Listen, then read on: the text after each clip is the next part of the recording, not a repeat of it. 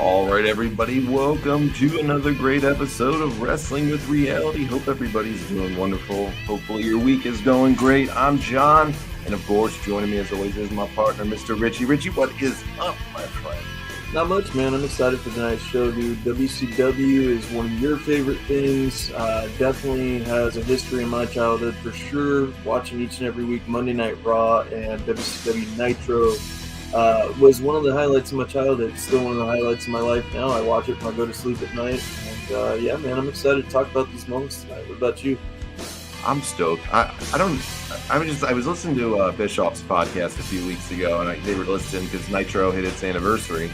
I think it was like 30 years or something since they debuted in early September. So I was listening to some of their favorite moments, and I'm like, man, this is an interesting show because I'm such a big WCW mark. And I'm like, man, we should do that for our show, and we should do our own little version of a fan-based favorite WCW moments. Because by God, I don't know, WCW always has the weakest point of my heart, like for wrestling.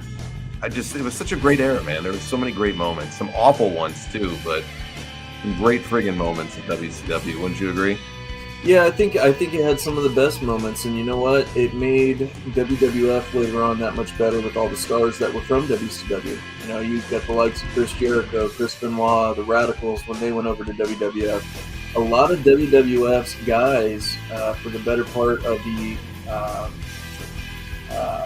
Ruthless Aggression era were all WCW stars.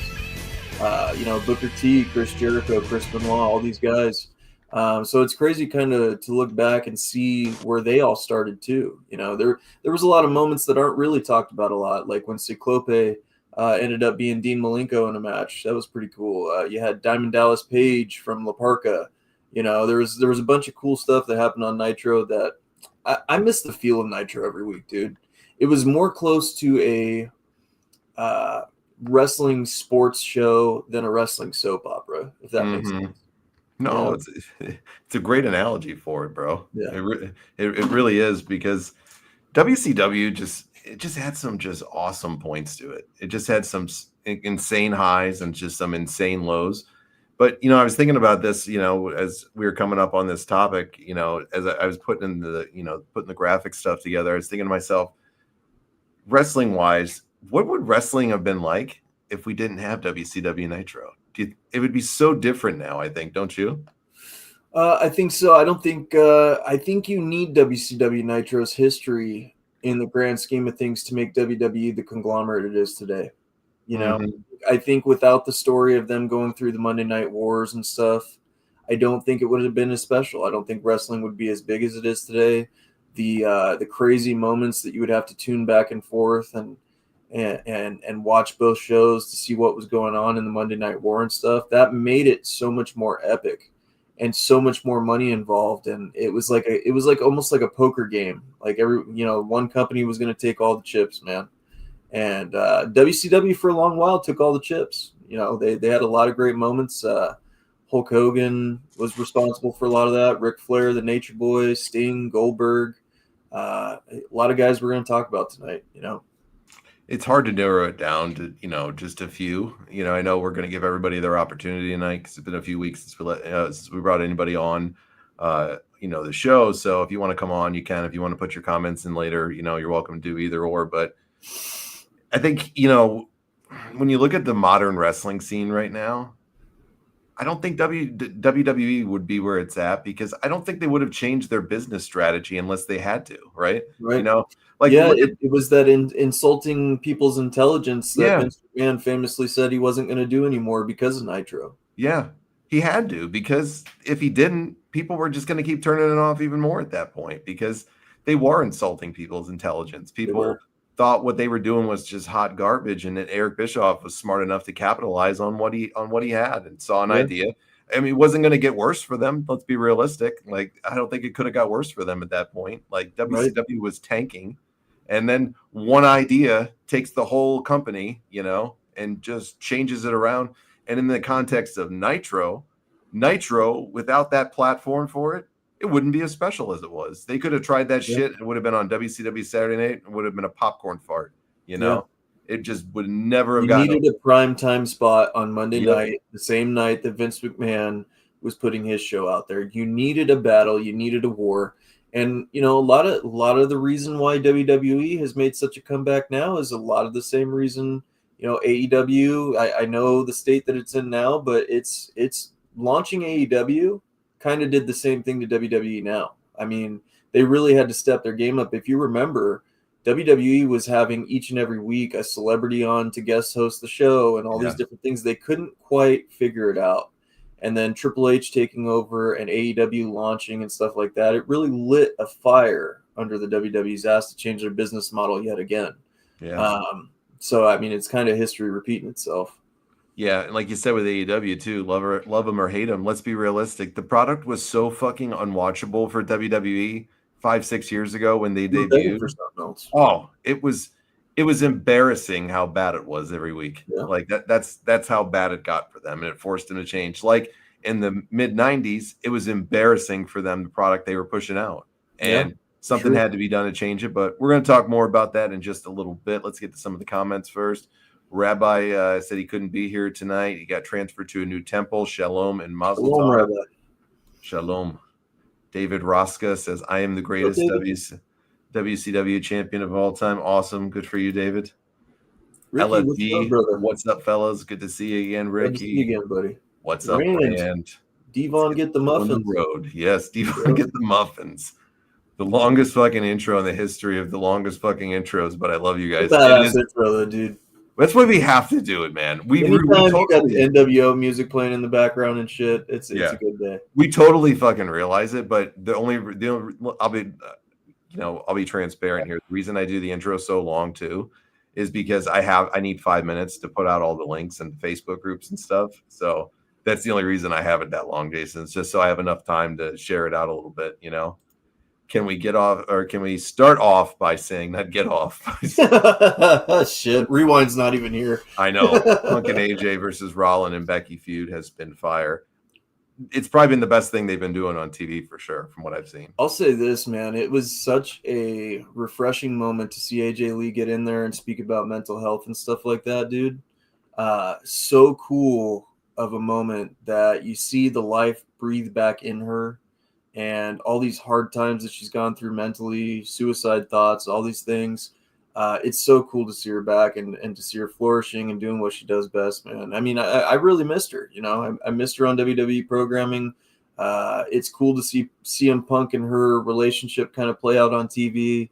To see Seth Rollins and Becky Lynch kind of show their relationship a little bit and how they twist things on TV too. It's a cool dynamic. So yeah, it's definitely the reason why I'm watching wrestling right now for sure. It's cool though that you can I don't know if you feel this way when you watch it with these couples. I'm not a Rollins fan and I'm not a Lynch fan and I'm not a big fan of any of these people, but Punk's always been a guy I've always liked and everything like that, but never been a big fan of these other people. Nothing against them. It's just not my cup of tea. But I got to say this, and you tell me if you think I'm, off base here. When I see like Seth and Becky together, even in character, like they're playing a character, of course, here. And then when I see Punk and AJ together, you can really see that these two couples love each other in real life. For sure. Like, do you feel that same thing when you watch them perform together? Yeah. AJ Lee and CM Punk, especially when he looks at her when she goes through the curtain and stuff, and after he's seeing her come back and probably seen her through the struggles of depression and things that she's gone through to see the triumphant return. It's a special moment. And as a husband, and as you can relate as well, when you see your partner going through struggles like that, and they get their aha moment where they're back on track and then they make their return or whatever they're supposed to do and achieve their goals.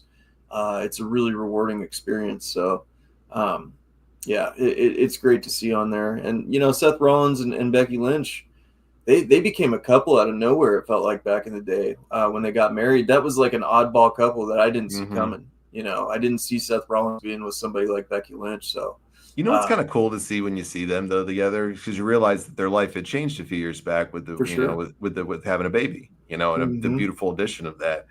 It kind of brings me back to reminisce when you kind of see it, because they always show a lot of the backstage stuff, how the kid travels with them all the time when they're doing shows, and their family relationship behind the scenes, and that's a big part of them. That's part of their deal, is somebody's always going to be there for that kid. it's fun to go back and look at it because as an older guy now, where all my kids are grown up, and I want to say happy birthday to my daughter tomorrow. She turned 16 years old, so happy birthday to her. But when you see like, it brings you back to when you had young kids, and I don't have young kids anymore. So it's kind of like a cool moment where you can kind of live vicariously through them a little bit. And you're like, man, I remember how cool it was to have those days, of having a little one around, and it's a great experience for them to bond together. Absolutely. So I'm a big fan of this storyline, and I think and personally, I think Rollins and Punk probably have a lot of respect for each other behind the scenes and what they do. I think so too. I think there's a big feud between them as far as like competition, much like The Rock and Triple H had, or Stone Cold and Triple H, or Stone Cold and The Rock, to be the top guy. I don't think they hate each other per se, but I do think that they compete with each other to make each other better. I think there was a lot of hard feelings at first because of what CM Punk was doing, going to AEW and stuff, and kind of how he handled himself a little bit. But I think for the better part of 2-3 years now, he's really come back and earned respect from everybody in the locker room and changed. You can see Phil Brooks, the person, just glowing now, as whereas before in his first run with WWE, he looked like a miserable fuck, you know. Whereas now he's just wanting to give back. He looks happy. There's glow about him. And it's amazing to see, dude, because he was a miserable person back then. He really was. And it played through on his character. And I think that's why part of that was so entertaining to watch, because he was a miserable fuck, Me and you were talking behind, before we got on here. We always have good conversations before, and just shooting the shit. We were talking about how people can grow up and mature, and how, when certain moments of your life force you to either say, I'm going to continue to do things the wrong way, or I'm going to start making some changes within myself to do the right way. You got to start at square one, man. Always, man. It's got to go right from the square one. Like amends, and you got to start over to the basics. Yep. And you got to prove to people over time, and yourself, most importantly, that you're capable of making this change, and it's a good thing that you're doing. I think we really saw, and we had countless shows here just talking about Punk when they had the whole AEW fiasco. I think this situation forced him to grow up a little bit and maybe mature. And I think it also helped other people maybe mature from some of the hurt feelings that were there before too. And you haven't heard one bad thing about their, and Lord knows everybody would leak everything backstage if something was good, it's good drama for them. They haven't had anything about them, nothing but positive, glowing, discussion about the relationship they've had and how he's been as a performer there. You haven't heard one. He had to swallow a lot of pride when he failed in that UFC bit. When he got beat in those back-to-back fights, and not just beat but dominated, even by an entry-level UFC fighter. He had to eat some humble pie. So that was not easy for him to come back to the WWE after a failed venture like that, and after a failed venture in AEW. It's funny you bring that up. We had a conversation, and it's your reputation is your everything, right? Yep. On Random Conversations, our other show we did, your reputation, it was an episode title of our show. Your reputation is everything. CM Punk had a bad reputation. He had a bad reputation in the UFC, bad reputation in AEW, and WWE allowed him to come back and give him a trial run, and he fucking took the ball and ran with it, dude. And good on him for doing it, because it's great television now. And he's been one of the most important acts on their television screen for the last few years now, since he came back.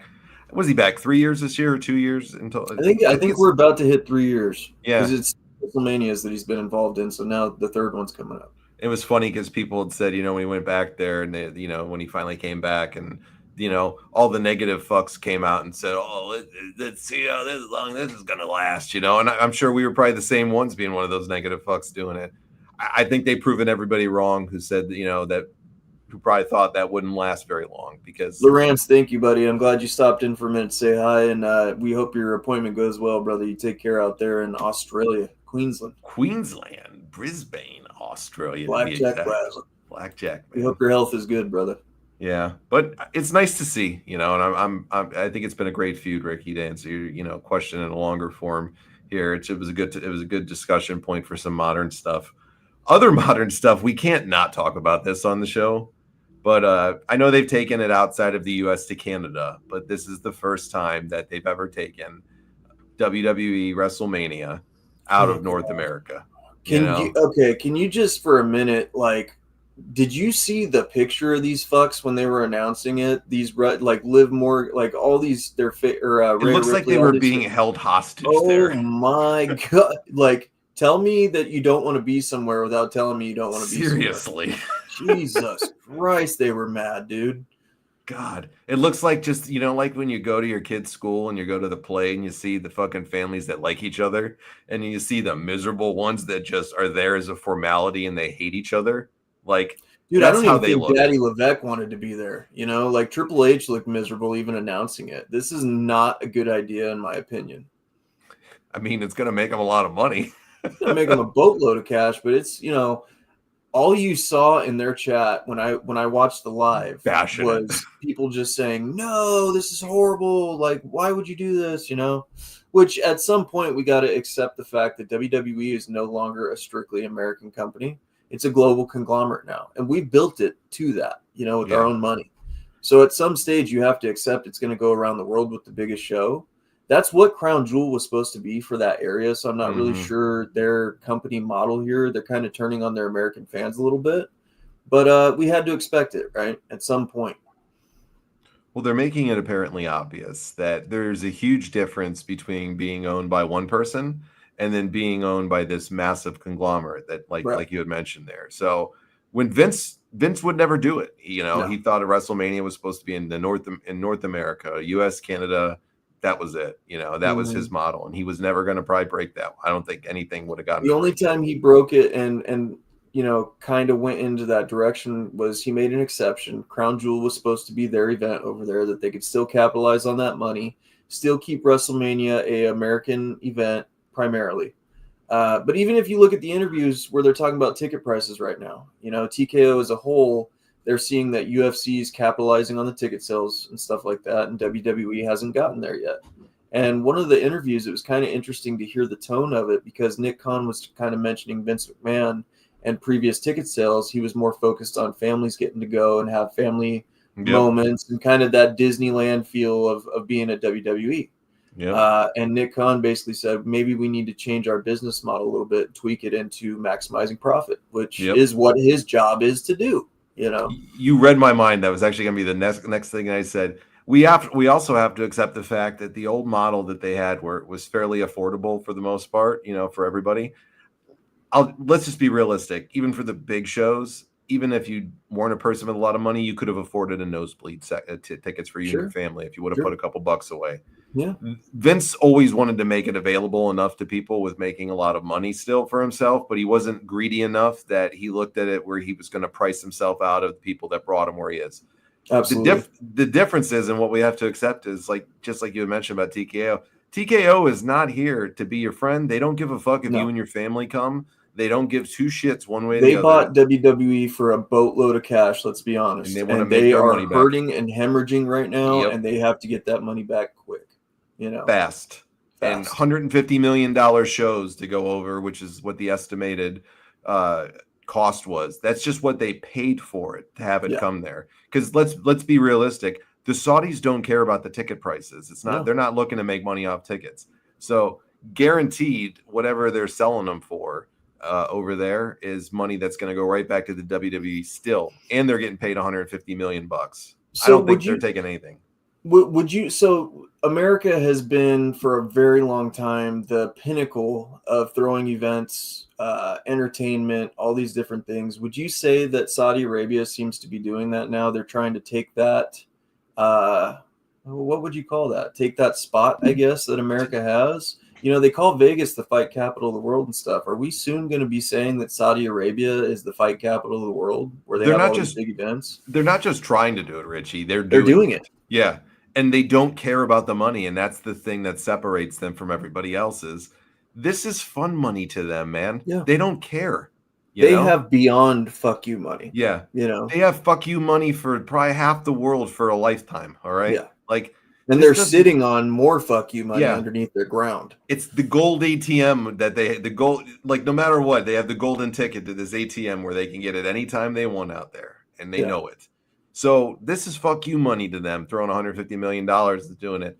This is all about what they want people to perceive them as. It's all about social status for them. It's all a matter of that to me. And they will do anything in their power. Perception is reality. Yeah. Is they want to be big fucking deals and they want to be big names. And this is how they do it in their mind, because they are trying to take away all that's special, about this and just say, I don't care about where it's been. This is where it's going to go. Why? Because I have the money and you need the money. So. Yeah. It's a dangerous thing when you do that too, because it becomes like blood money. It does become like blood money. It's God, man, you could go on a whole different separate show for this. And we've had multiple shows since they made the move into Saudi Arabia. There was a lot of controversial events that unfolded before this, people getting stuck there, reporters getting stuck there, WWE staff getting stuck there, all kinds of stuff. So it's gotten better, I think, the relations and stuff like that. But there's something to it that just feels off and not right. And I don't like it. I don't like it whenever I see their royalty go up to these people and they're holding their hands and they're almost putting them out there like puppets. It's crazy. It's really crazy. Because you look at Triple H's attitude when he's standing on top of Las Vegas Stadium and he's announcing WrestleMania there. And when he's doing it in Saudi. Commercial. And then you look at him versus that in Saudi Arabia when he's announcing it. And he's just like, yeah, we're here in Saudi Arabia. Again. Crazy. And how are you going to have your women go all out in a Saudi Arabia WrestleMania? And how many matches are they going to get? And how much of a focus are they going to get out there? How much of a focus? WWE has shifted into pretty much equal female versus male talent, and the costumes and stuff like that wrestlers like to wear, or the women attire, is not going to be acceptable in a Saudi Arabian event. When they had Natty Neidhart go out there, your favorite wrestler on the planet, they had to wrestle and they had to cover themselves up. So we'll see how this goes, man. I don't think it's a good business decision. You wouldn't know what one of the biggest some people is going to say, will probably think I'm crazy if you listen to this and hear what I'm going to say. You're going to think, what the fuck is this dude, man? He's crazy for saying this. I think they're doing too much too fast in regards to their business strategy right now and what they're trying to do, because them going too much too fast is also reflecting the reality of what people now see, and that's how greedy they are. Because literally, we broke this down like last week or the week before, and we talked about this as like an estimate on what it's going to cost a fan right now to basically be able to watch all of the shows for WWE and the PLEs now. And it's basically going to cost, I think we came up with around $100 to $125 a month just to be able to view WWE programming. To watch it all. Yeah.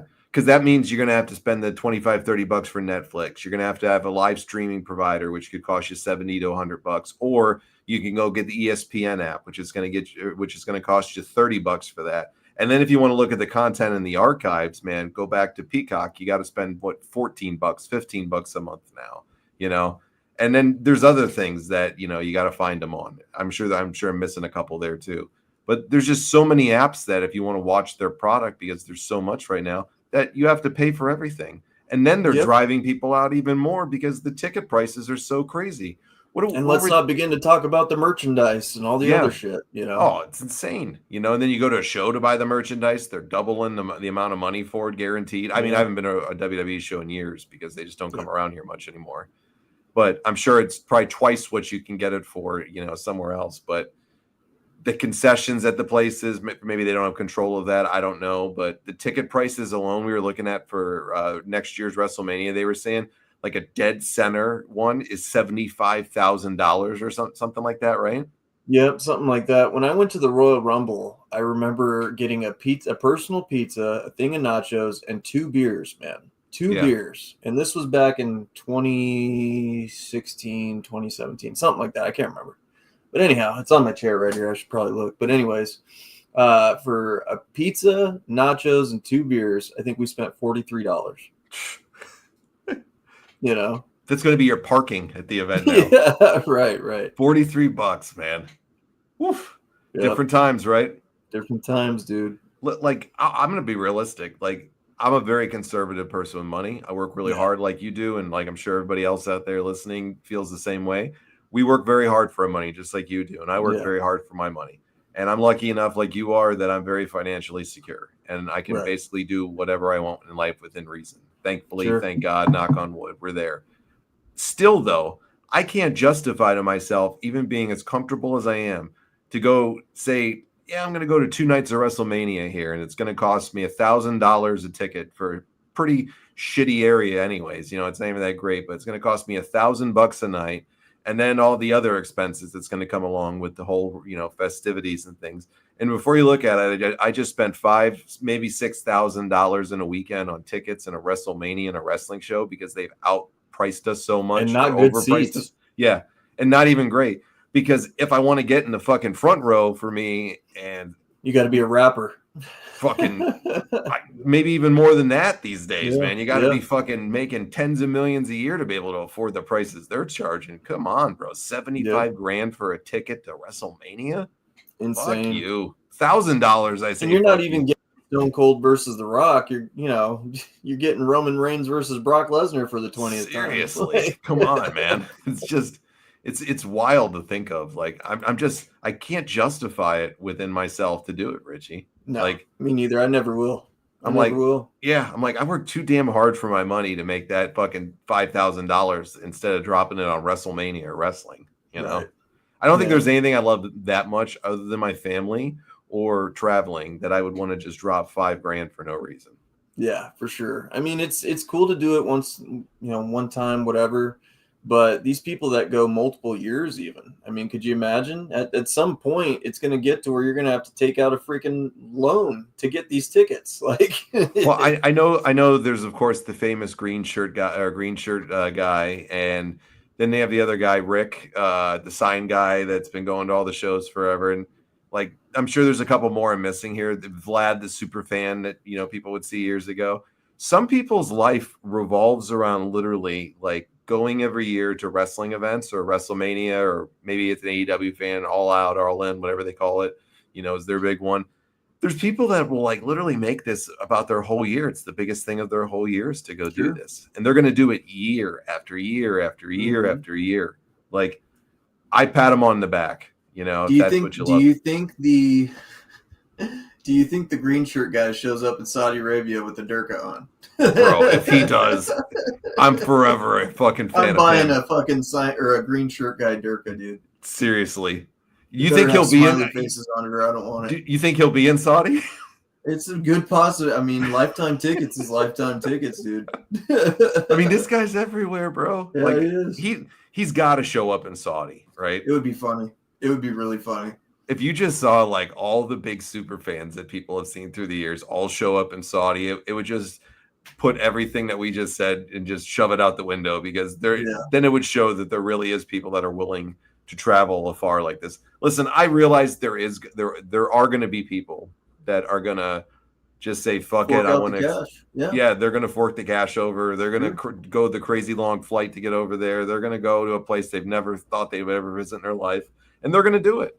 I'm not saying a lot of people will, from here, but I'm saying there's definitely a small minority of people that I think you are going to see go there because they don't want to miss it, or they just want to say that they were at the first ever non-North American WWE in that big moment. I would never want to say that, bro. Ever. I wouldn't either, but there's idiots out there that would. It broke my heart when they announced it, because I remember announcing on this show that, I was terrified they were going to do it. They fucking did it, dude.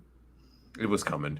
It was inevitable. They got a Royal Rumble. Did you not think they were going to get a fucking WrestleMania when they got a Royal Rumble? Right. So think about that. They stole my favorite pay-per-view, which is the Royal Rumble this year. WrestleMania is your favorite pay-per-view, right? WrestleMania is definitely.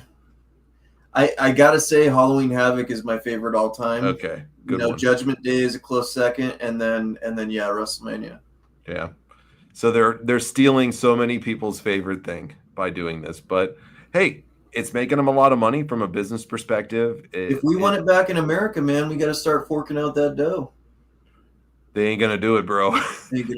These morons couldn't sit in a fucking office together and have a civil conversation with one another without stabbing one another in the back. Do you really think that they would have enough balls to sit over there and actually talk like normal human beings with one another to get a deal done? They're not gonna do it. It's really interesting to me because the wrestling environment has changed so much since this TKO partnership. They are following suit with UFC so much so that it seems like they're going they're going so far away from the Vince McMahon era. Like wrestling doesn't even look the same anymore. Even when you watch the cut scenes, when the wrestlers are walking in the arena and stuff. Like I was watching an old episode of Raw the other night, and Stone Cold Steve Austin, when he was coming in, the reporter was following him. He was completely in character, talking the whole time and just doing his thing, cutting a promo. And then you watch Raw this week and you see him in the back and they're playing Travis Scott in the background and they're walking in and there's totally no kayfabe at all or anything like that. Like it's just really strange. The face of wrestling has changed again, and it's just really strange, dude. It's a different time. I don't watch the I don't watch the UFC pay-per-views anymore. I follow with what's going on for everything for the most part, and I keep up with it, but I'm just not forking over that type of cheese. So I don't know what the aesthetics and what the look of it UFC is now. Is it? They got rid of the pay-per-view model. They're doing the same thing WWE. Yeah, because it's all going to Paramount for them now, right? Yeah, it's going to be PLEs. So how does that work for them? So if you just have a Paramount Plus prescription or subscription, that you're going to be able to watch all the UFC pay-per-views now? That's correct. Yeah. Fuck, for $12 a month. You get $12 a month. Wow. I got Paramount Plus. That I'm going to start watching them again because there was no way in fuck. I would love to even cover them on here every now and then. That would be great. Why not, man? If it's free, like if we can, it's not free. The White House card is going to be really interesting, dude. They offered it to Conor McGregor, so we'll see. God, that tulip ain't coming out of anytime soon. He'll have something else bad happen to him. He'll break his other pinky toe. Seriously. God. Well, that's awesome to know that because then I can actually start watching him again because I just couldn't justify. What were the pay-per-views costing per fight? Like $70-$80? It got up to $90. $90 fucking dollars for a UFC pay-per-view is what they were charging. $89.99. For the common folk that are struggling to get by, how many of them have basically a hundo lying around every month at the minimum to do that? I was doing it and I wasn't smiling about it, but I was definitely doing it. Yeah. Wow. Well, that's awesome. That's really awesome to see that we're going to get that again. For sure. I was going to get rid of Paramount Plus when the NFL season was over anyways. I'm not doing it now. So there's a good way to watch free UFC. I am not paying, and I'm saying it right now, I am not paying for the PLEs on the WWE unless I can get, a one-time one of those, fucking free trials or whatever it is for them. I'm paying probably $10 to $15 a month for years. Yeah. Getting the PLEs, and you're telling me I have to spend more now? Yeah, get bent. Yeah. And I don't have cable, do you? No. Yeah. I haven't had cable for probably 8 years. Yeah. You don't have any like live TV streaming or anything, do you? We have YouTube TV. Okay, you have YouTube. I don't even have that. If the Mets are great, I'll get it for part of the season, and then when the Mets start pissing me off is when I ended up just cancel again because I don't watch anything else on live TV. So I haven't had it in ages, and I'm not going to sit over there and pay $85 a month for YouTube TV or Hulu for me to be able to watch one time a month, fucking WrestlePalooza, no. WrestlePalooza. Yeah.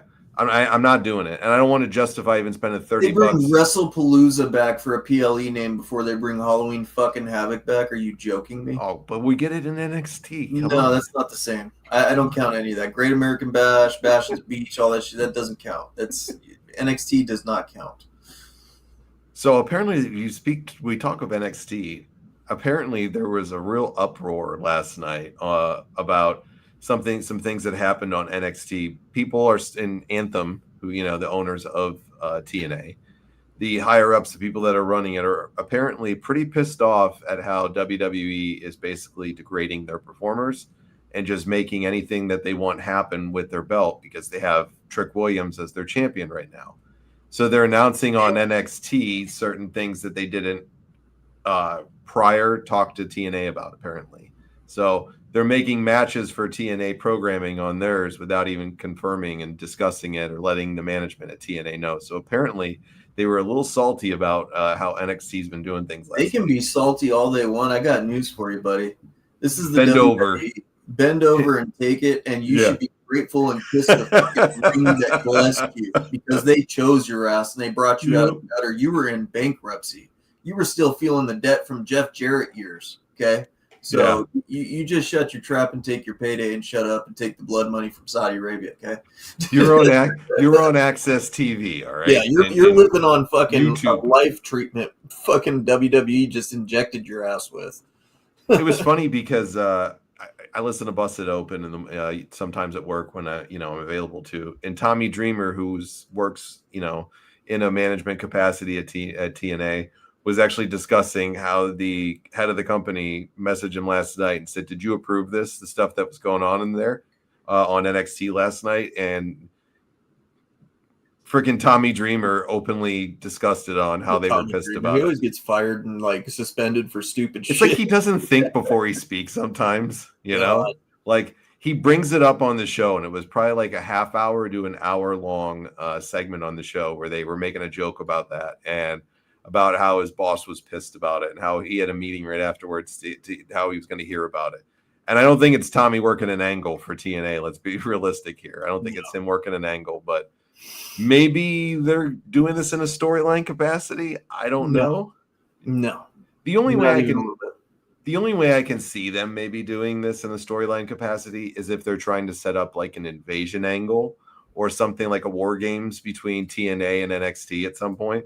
I don't buy it. I don't either. There's not enough talent over there to hold a candle to the WWE talent right now to do it. Agreed. I'm just saying as maybe the workers here are trying to do something. I don't know, but I think it's WWE just doing whatever the hell they want. I'm going to be real with you and say this. I think WWE gave them a long enough lifeline that they're starting to see a profit. And with that profit, they're starting to say, well, maybe it's our product that was good all along, and it's not WWE that's throwing us the life raft. No, you dumbass. It's WWE injecting your ass with steroids and propping your bitch ass company up. That's what it is. I mean, what do you think WWE hasn't bought them out yet? They're going to. We know they're going to. Game plan, no doubt. I mean, they're going to have two developmental territories, TNA being the bigger one, NXT being the smaller one, the entry level. TNA, where they're going to have these guys get seasoned and then make the jump over to WWE programming. That's my opinion. That's how I would set it up. All right. Interesting. I don't know. TNA should be very happy that they have these people.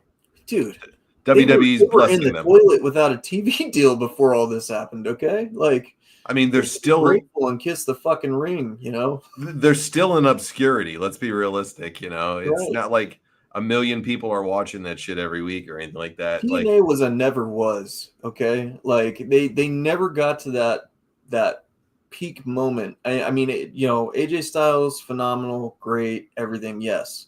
Respect the years of Sting there. That's awesome. They never drew flies to shit before this partnership, okay? they didn't.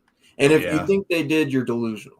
I think their lowest that they ever got was like maybe like 20,000 viewers on one of their episodes before it was eventually pulled. Like, do you know how bad it's got to be for your product when you're pulling, even if you're not on all the outlets on these cable outlets, like 20,000 reruns on average get about 75,000 views. Okay, that shows you how bad that got. I don't know how they literally stayed the course that they did, because they were fucking bleeding. Dude, bad, hemorrhaging money, laughable. And what stars did they really have at the time? What stars do they have now? What stars do they have now? Their stars are going to WWE. Like what do you Joe Hendry? No, you say thank you and you shut your fucking mouth, like, Amen. Without the WWE, you have no company. It would be gone fast. And they're literally WWE's just dragging this out with them to eventually buy it. They're going to buy the library. They're going to buy the company. They could buy this shit out for probably, I bet you they could get $1 $10 million maybe that they would sell it for. These people would be just jumping up and down with glee if they offered them $10 million. Take my problem? Sweet. Yeah. Thank you. Here you go. Enjoy it. WWE at $10 million for TKO would just be like, $10 million. We spent $3 billion to get the fucking Bulls, on the PBR. We got this for that. Okay, that's it. Chump change to them. They don't give a shit. Right. It's like pulling 50 cents out to do the claw machine. Yeah. Okay. You think TNA is going to be around in 5 years? No. Yeah, I don't think so either. No. I think NXT is going to be merged with TNA, and it's going to be the developmental system. It's going to be in two different stages, like I kind of laid out there, and then they're going to have WWE. Yeah. I think they're going to have the entry level, basically basically what I think NXT is going to turn into is going to be like the non-televised shows, or the YouTube channel content, and then they'll make TNA their mid-grade stuff, and then go from there. So it's going to be like their developmental territory, of course, is always NXT. And it's going to be like the subcontractor for them, almost, for the people that they think can maybe get to the NXT. Or if you got level. a guy that's injured or something and he's making a big comeback, he'll go get send him back to single A to get a little rehab, Yeah. Let him run the ropes and shit out there. Right. As a name, maybe they keep it open, but as a whole, as a product, I think it's going to be completely gone for the most part in 5 years and become just what we just discussed there, some type of developmental system for them in some capacity. So I don't know. They've had a long run, though. Moment in time where you had a WCW feel in the Asylum years. It was definitely cool for a little while. They had a great run, built a lot of great stars, a lot of great moments that will live in wrestling history for sure, dude. So. Yeah. Well, speaking of wrestling history, let's get into the main topic tonight. Let's get into some WCW Monday Nitro and the greatest moments in WCW history. And there's so many of them. So it doesn't have to be, doesn't have to be anything specific that, is a big time one or anything like that. Whatever, if it means something to you, we want to hear about it. So if you want to come on and tell us, you're more than welcome to. Just drop me a message in the chat here. I'll see it and say, hey, I want to come on, and then I'll shoot the link out to you. So if you want to come on, please feel free. Just chime in and I'll shoot the link out in the chat. And actually, I'll just shoot it out now. Make it easy if anybody wants to hit it. That way we don't have to worry. Hold on one sec. All right. I'm going to put it out in the chat if anybody wants to give their moment later on. So if you don't, type it in. If not, no problem. So here it comes. Boom. There it goes. You'll see it. Just got to click on it. It's that easy. There's so many, though, through the years that aren't always the biggest ones that get talked about. And that's what I loved Nitro so much. Nitro had everything to me. You know what I loved the most about Nitro to me that really grabbed me? The Luchadors. Yeah. I love AAA now watching them. AAA is just a fucking awesome promotion to watch. Did you see Worlds Collide last week? I did not, but I did watch the highlights. I did see Dominic. We knew he was going to go over, right? What a guy. And, Vikingo, great talent, dude. I want to see more from him. But Dominic Mysterio, what a fucking moment that was. Dude, the crowd erupted there. Yeah. Awesome promotion. If you guys aren't watching AAA there's no excuse. It's free on YouTube. Like, literally. Like, check it out. It's free on YouTube. Go watch them. And their shows that they've been doing since WWE bought them earlier this year have been off the fucking chain good. So absolutely wanted to throw that out there. Going back to WCW, though, the Luchadors. Watching these guys every week, Richie, kick off that show with just fire for the first match every week was the Luchadors, or at even moments of the show where there were lulls and it was getting a little boring sometimes. Yeah. You'd bring out a Rey Mysterio, you'd bring out a La Parca, you'd bring out, Juventud, Dean Malenko, the Cruiserweight division, anything that was going on with them. Yeah. These guys were just tearing it up week after week. So some of my favorite WCW moments was just the Luchadors in general. Like, these guys set the tempo for the show to me, and it's one of the reasons WCW became really special. What about you? What do you think about that? I think the fast-paced moments of the Cruiserweight division was one of the successes of it because, like you said, in WWE television today, you have your slow moments and stuff like that where it just drags on and on. You're just like, good Lord. You need those high spots, those high, flying risk moves that like really bring that special aspect to the show that keep you entertained. WCW capitalized on that, man. Ultimo Dragon, all these different guys that they brought in.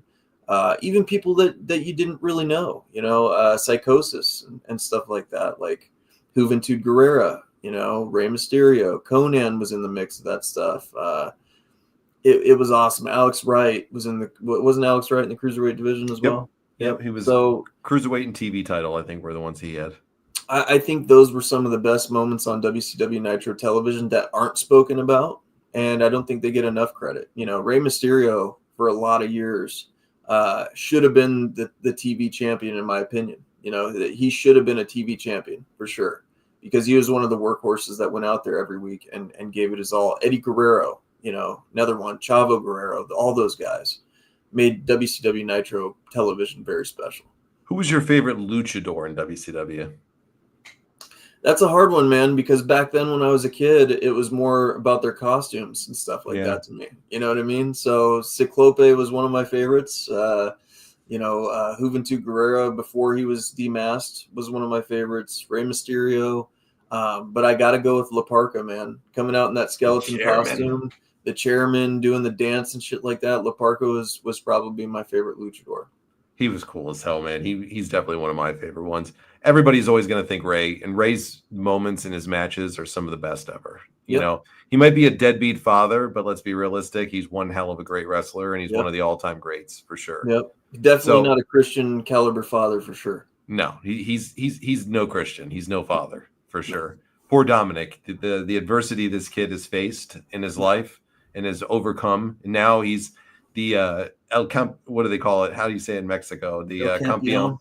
Yeah, he's the campeón, man. Like, this guy is the biggest in the business right now. So he overcame adversity with this deadbeat. But let's be realistic. Dude. His deadbeat father was one hell of a fucking performer too. And he's almost performed about the same amount of time as his dad, pretty closely. I mean, he's getting up there. Yeah. I mean, they're just a few years off. Yeah. People said Rey was a prodigy. He started at 13. Dominic started at 6. Yeah, 6 years old. 6 years old, bro. You know, beat that, dude. First matches, first moments, 6 years old. So when they say Rey was a prodigy, who's the real prodigy of the Mysterios, right? I think Dominic Mysterio was the originator of the bleach blonde hair, you know, not Eminem, not Slim Shady. It was definitely Dominic. Wow. Who wore it better, you know? That's a hard question right there. It's a real hard question. Boy, Dom pulls the ladies too, doesn't he? He does. And the tendies. Bro, those tendies with some ranch. Wingstop is amazing. Dirty Dom knows his shit, bro. Yeah, he does. He's living a life, dude. Another luchador that I loved, you mentioned him earlier, Psychosis. I always loved watching him perform. He didn't seem like he seemed like he was a pretty big guy to me. Like when you'd see him, right? He looked like he was probably our height. Tall as shit. Taller. Yeah. He probably was like 6 feet, maybe 6'2", something like that. He still moved like those guys. Yeah, that was the crazy thing. That's why I loved him. And then he had that crazy get up and costume, the horns coming out. Yeah. And all the different colors and shit. Yeah, he was cool. And he wasn't supposed to move like he did as a guy that big as a luchador. That's the thing I love about Mexican wrestling is you see big guys that can move around like luchadors. Maybe not as good as the real fast younger ones, but they even have the big guys that can do that. That's one of the things I just love. I even like the Villano characters, you know? Yeah. Would they have about 20 of them? Yeah. Even that was cool moments. Yeah. And the reality is all the Villanos were just other luchadors that were performing on the show at some points too. They were doing double duty for the money. Wasn't Silver King on Nitro as well? Yeah, Silver King. Long live Silver King. God rest his soul. He passed away in the ring a few years ago. But dude, he looked like Chris Pontius, like the party boy from the fucking Jackass with the fucking years. Rope and shit. Yeah. It's like a sick bondage movie with fucking Silver King coming out. But luchadors were awesome. What about you? Give me one of your favorite WCW moments.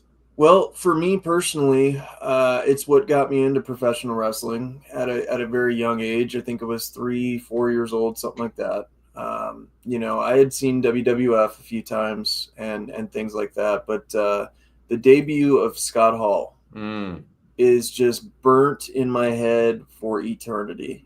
Just seeing the guy come out in that denim outfit, combat boots with his hair, with the thing that came down and the toothpick and everything like that. I had seen Scott Hall as Razor Ramon, right?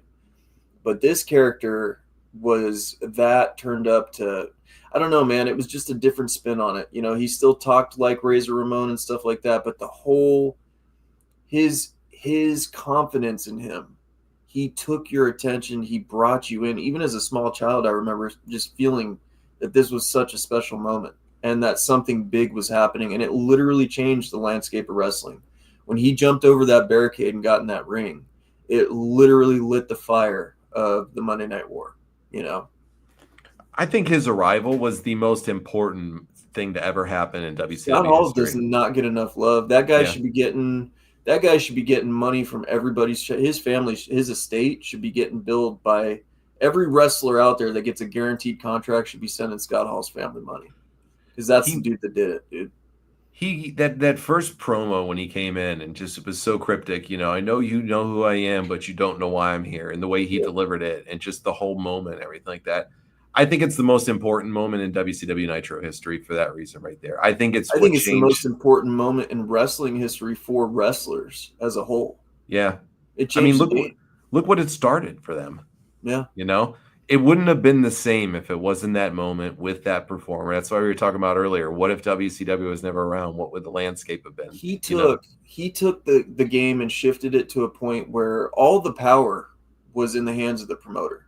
Yeah. And he shifted it to where the ball was in the wrestler's court, You know what the best part was too is like when he was there a few years before, he was just a bum there, you know? Yeah. And he ends up becoming he ends up coming over there and creating the biggest moment in the history. One of my favorite 8x10s that I have autographed by him is the Diamond Stud. The Diamond Stud. Yes.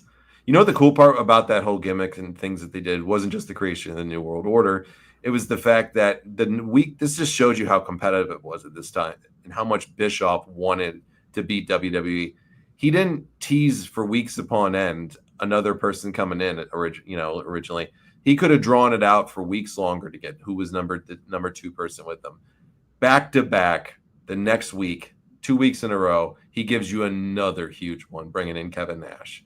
They did not shy away from it. They went right for the knockout right off the bat. They were swinging, and they weren't looking to go to a draw. And these guys were negotiating because WWE then made these bogus characters. They used Glenn Jacobs, and I can't remember the other guy for the fake Scott Hall and the fake Kevin Nash characters. Yeah. Rick Borgon or something like that. He passed away a few years ago. So they used these guys, and literally the heads at Nitro, the heads at WCW thought that Scott Hall and Kevin Nash were playing fucking games, and they used it as a negotiation tactic, and you got even more money, dude. Yep. And good on them for doing it. Can you imagine going over there and signing the biggest deal of your life by like double and know that your life and your world has just changed? I think their first deal was like $750 that they both got when they came in, which was just massive. It's massive money now. But back then it was just probably equated to millions, a year. Right. This is their first massive score that they've ever had for their career. And literally within just a couple of months, their most massive score that they ever got, they got a fucking even bigger raise and went up like another 25% in their salary. And they went up every single time they signed somebody bigger that came in with that money, and they legally had to match them. Probably two of the smartest guys in wrestling history. Oh, absolutely. They laughed all the way to the bank. Bro, and Nash is still laughing. Money Ted Turner had. Yeah. Nash is still laughing at the bank with the money he made, and he was smart about it. It's just off of t-shirts. The dude doesn't have to work ever again. How ridiculous is that? Bro, what moments and what pivotal things in wrestling history and the what ifs when you look at that Scott Hall moment coming in. All right, I'll give you another one. People hate this moment, and I do too, but it was very much a dagger that Eric Bischoff was allowing to get stabbed in Vince McMahon's back.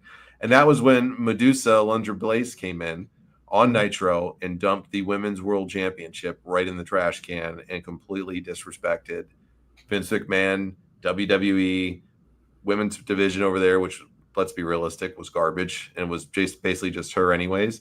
But dumping that belt in the fucking trash can on television never had been done before. Bischoff had some fucking brass balls on him, did he not, Richie? He did, and this moment is always looked at as one of the most disrespectful times in the Monday Night War. But, Medusa was the GOAT before the GOATs were even talked about in women's wrestling. She was the one before Chyna, the one that was before Trish Stratus, the one that was, she was the one that really made women's wrestling acceptable. She was very athletic, very talented, put on great wrestling matches, but she just never had people that were equal to her talent. And that's what crippled her. I think Medusa should have had an incredible career, but it was cut so short because of this incident. WWE was never interested in bringing her back after that because they couldn't trust her anymore. It was a kiss of death for her career. And there was nothing for her there, and they had her for next to no money. Could you imagine if she hadn't have done that? Yeah, she could have participated in the Attitude Era for a very long time. Could have done way more. I think it worked out better for her in the long run. She had that great run in Monster Truck and everything, but I'm sure she regretted her decision many times that she had in the past. She's gone on to say on interviews on podcasts, she's very transparent about her money and what she made in the business and other things. Who knows if this is true? I don't know, but this is from her. She's telling you this, and it's not flattering. So I think that's probably why I believe this. She said she never made over $100,000 in 1 year of her career in wrestling. I believe Isn't it. that crazy? I believe it. Yeah. Can you she was imagine? wrestling Bull Nakano. I mean, it wasn't like she had anybody that was an equal talent to her. And I would guarantee you that the highest money that she made was probably in the end years of WCW. Yeah. I think they said her salary in WCW, I think it was $85,000 a year. And it was basically I think more money than that. Yeah, I mean, it was basically, I think, because she came over and did that for Bischoff, and did that for that moment. And I know they were friends in some capacity in real life too. I think it was a way to probably give her a job because let's be realistic, nobody was caring about the women's division in WCW. Nobody gave a shit about it at that time. Not for a very long time. I don't think the WCW women's division ever took off. Never did. It was horrible. Never did. I can't remember one good moment from like them trying to put wrestling matches on at least. No, it was the women wrestling the men. That was the women's moments that were memorable. Was Medusa, or it was the bra and panties matches, or these Jackie shorts was wrestling a dude. Yeah. Horrible, but some great moments there to mention, even if they're horrible. What about you for your next one? Give me one. Well, I got to mention a part in particular that brought in a lot of different things. Like, you got to understand something. The Nitro Girls were a pretty iconic thing at that time. It gave it that because the Chicago Bulls, the Phoenix Suns, all the sports teams at the time, they had their cheerleaders and stuff like that. And I think it was really smart on Eric Bischoff to kind of have that in the intermission parts of setting up the rest of your show. And you would have the Nitro Girls out there and do their little transition into the next thing. I thought the Nitro Girls were huge. And so when they started, DDP's wife was Kimberly Page, obviously. She was the head of it and stuff like that. I thought that was, a really good moment. When they got rid of that, man, it was I definitely missed it, dude, for sure. I thought it was an important part of the show. Was the removal of the Nitro Girls one of the greatest downfalls to WCW that brought them down? I think it was one of them, for sure. I thought it was an important part of the show. What do you think they really added the most to the show? Do you think it was the difference in it? Do you think it was the beautiful women? Do you think it was just the atmosphere that they were trying to get off? What do you think that was so different about them? It was a combination of all of it. It was something to put your attention to so they could create the illusion for the next match. And I think that's an important component of the show,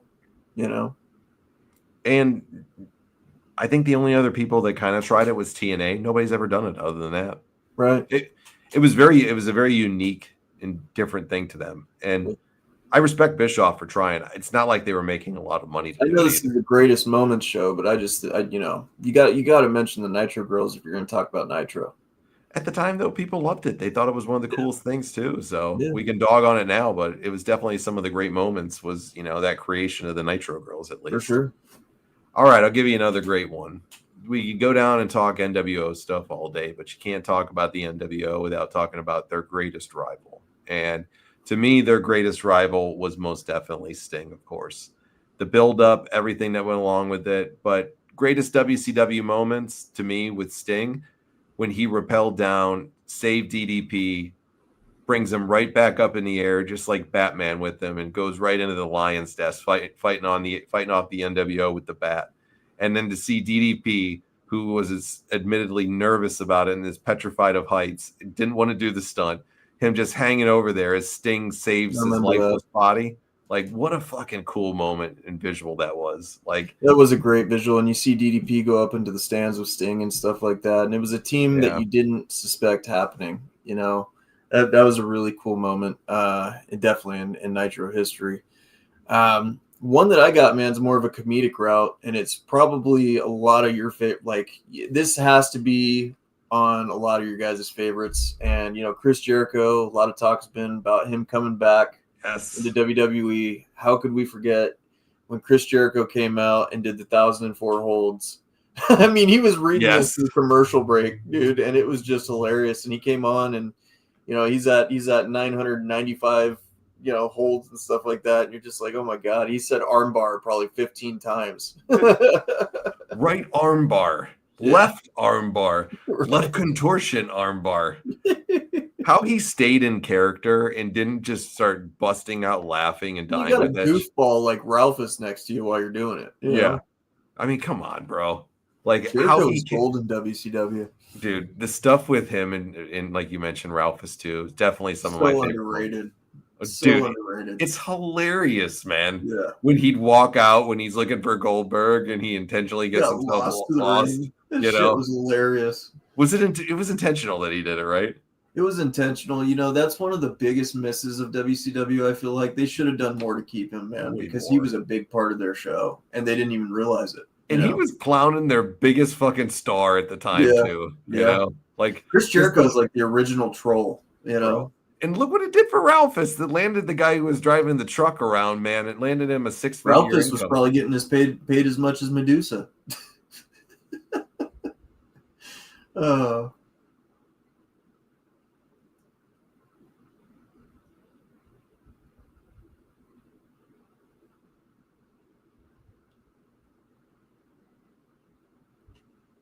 All right, I'm back. Let's see. You're back there, yep. So Ralphus was probably getting paid as much as Medusa was at the time.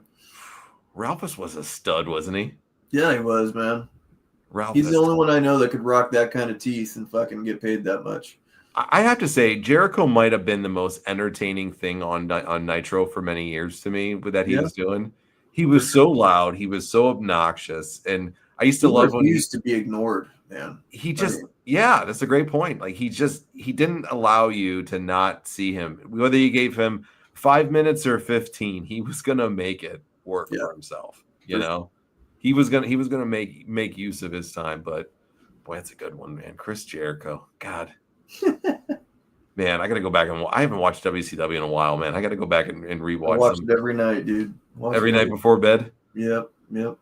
Does it leave you sleeping happy when you fall asleep? Oh my God, it makes you feel great. I mean, there's a lot of moments that don't make you feel great when you watch in the later years. But, you're like, what the hell is this? Yeah, there's there's some stinkers and stuff like that. I don't know if you remember the Tank Abbott knife incident that happened on Nitro. Oh, was that the one with Chucky? With Chucky, and he pulled the real knife out, and the commentary team didn't know what to do. Tank Abbott had some fun moments. His shit with 3 count was hilarious too. That was pretty good. Pretty good. I mean, and then when he started dancing and shit like that, that was funny. He'd bring his own circle out there, and it's like just the way that he sold it at the time. Yeah, this ultimate fighting, beard guzzling, huge beard looking tough guy that at the time. Yeah, he's out there dancing around like one of the Pink Pony Club, man, and having fun with the boy band. Yeah, like people can shit on it all day if they want to. That shit was good fucking TV, and it was funny. Yeah, it was. It was. There's a point for everything if you do it right. Yeah.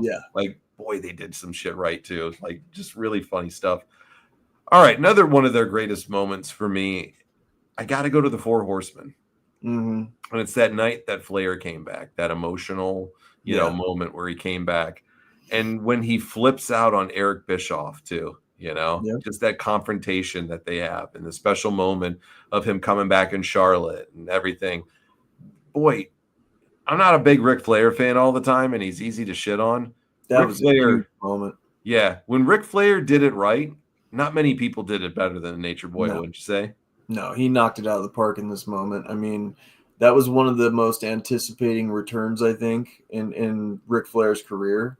And he had a lot of returns, but I think this moment for him was huge, and it restored a lot of confidence in him in his career. So he still might have a return left in him in his mind. God, I hope not. God, what was your favorite Ric Flair WCW moment? That's a loaded one right there. Anytime that Roddy Piper would come out and Ric Flair and him cut a promo together, I think was my favorite.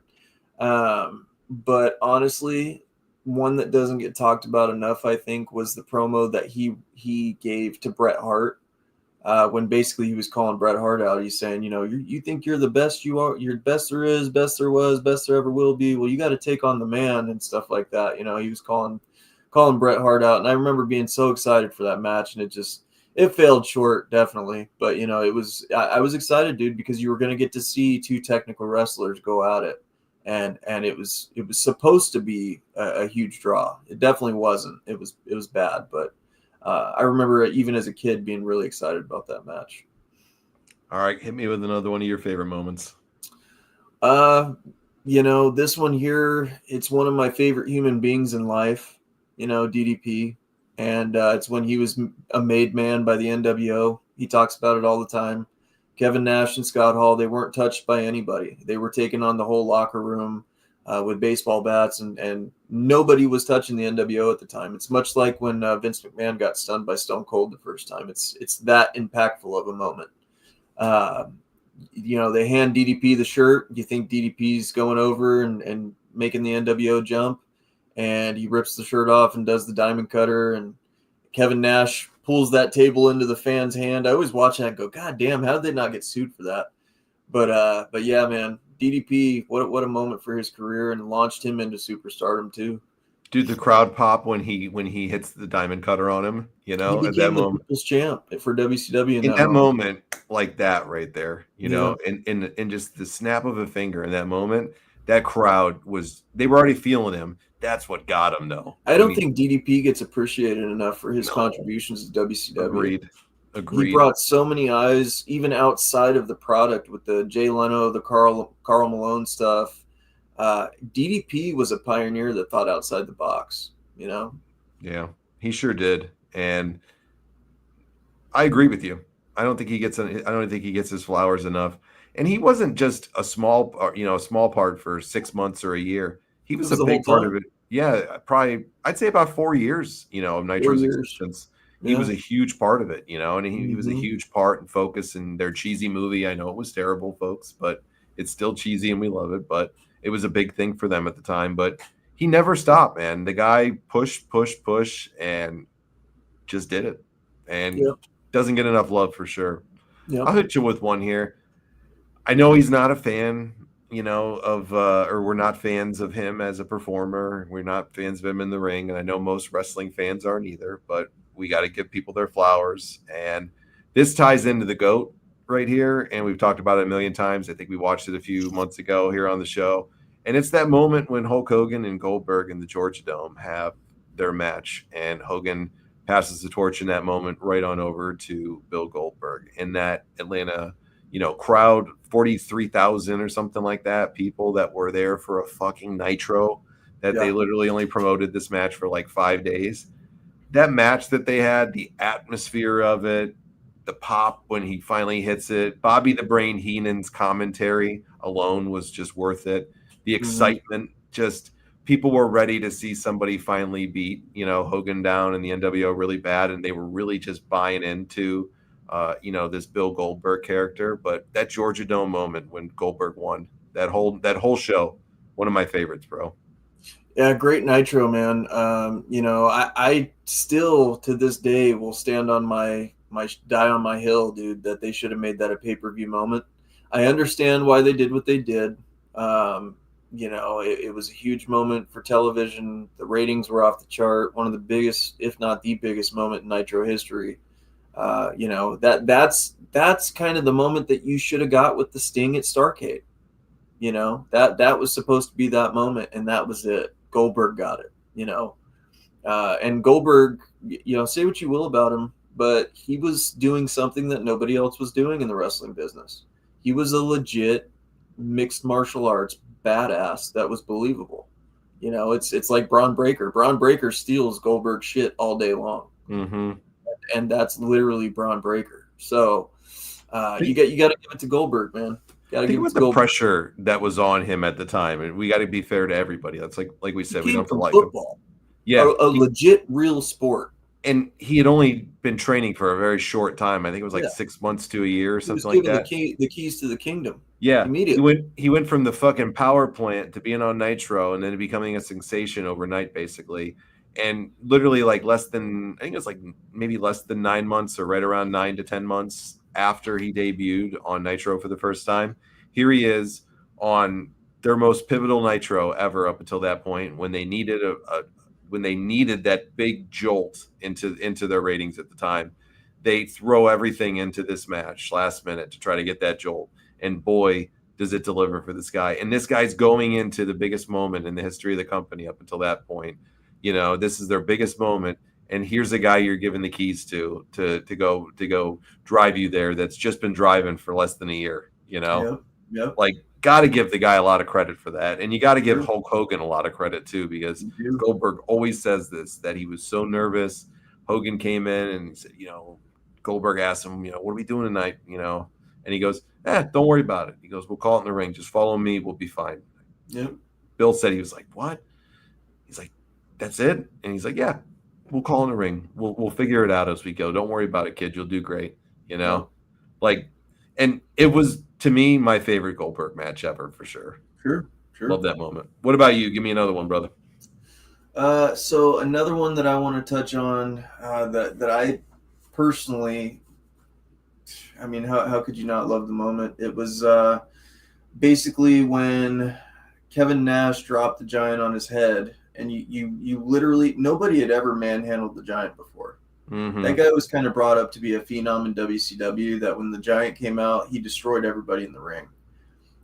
So when you put these two Giants against each other, I remember being really excited about it. You know, Kevin Nash versus the Big Show. And when he did that jackknife powerbomb to him, I never thought for an instant that he was going to get him up, dude. Like that, to me, that took more talent than Hulk Hogan body slamming Andre the Giant. Mm-hmm. He was powerbombing the Big Show.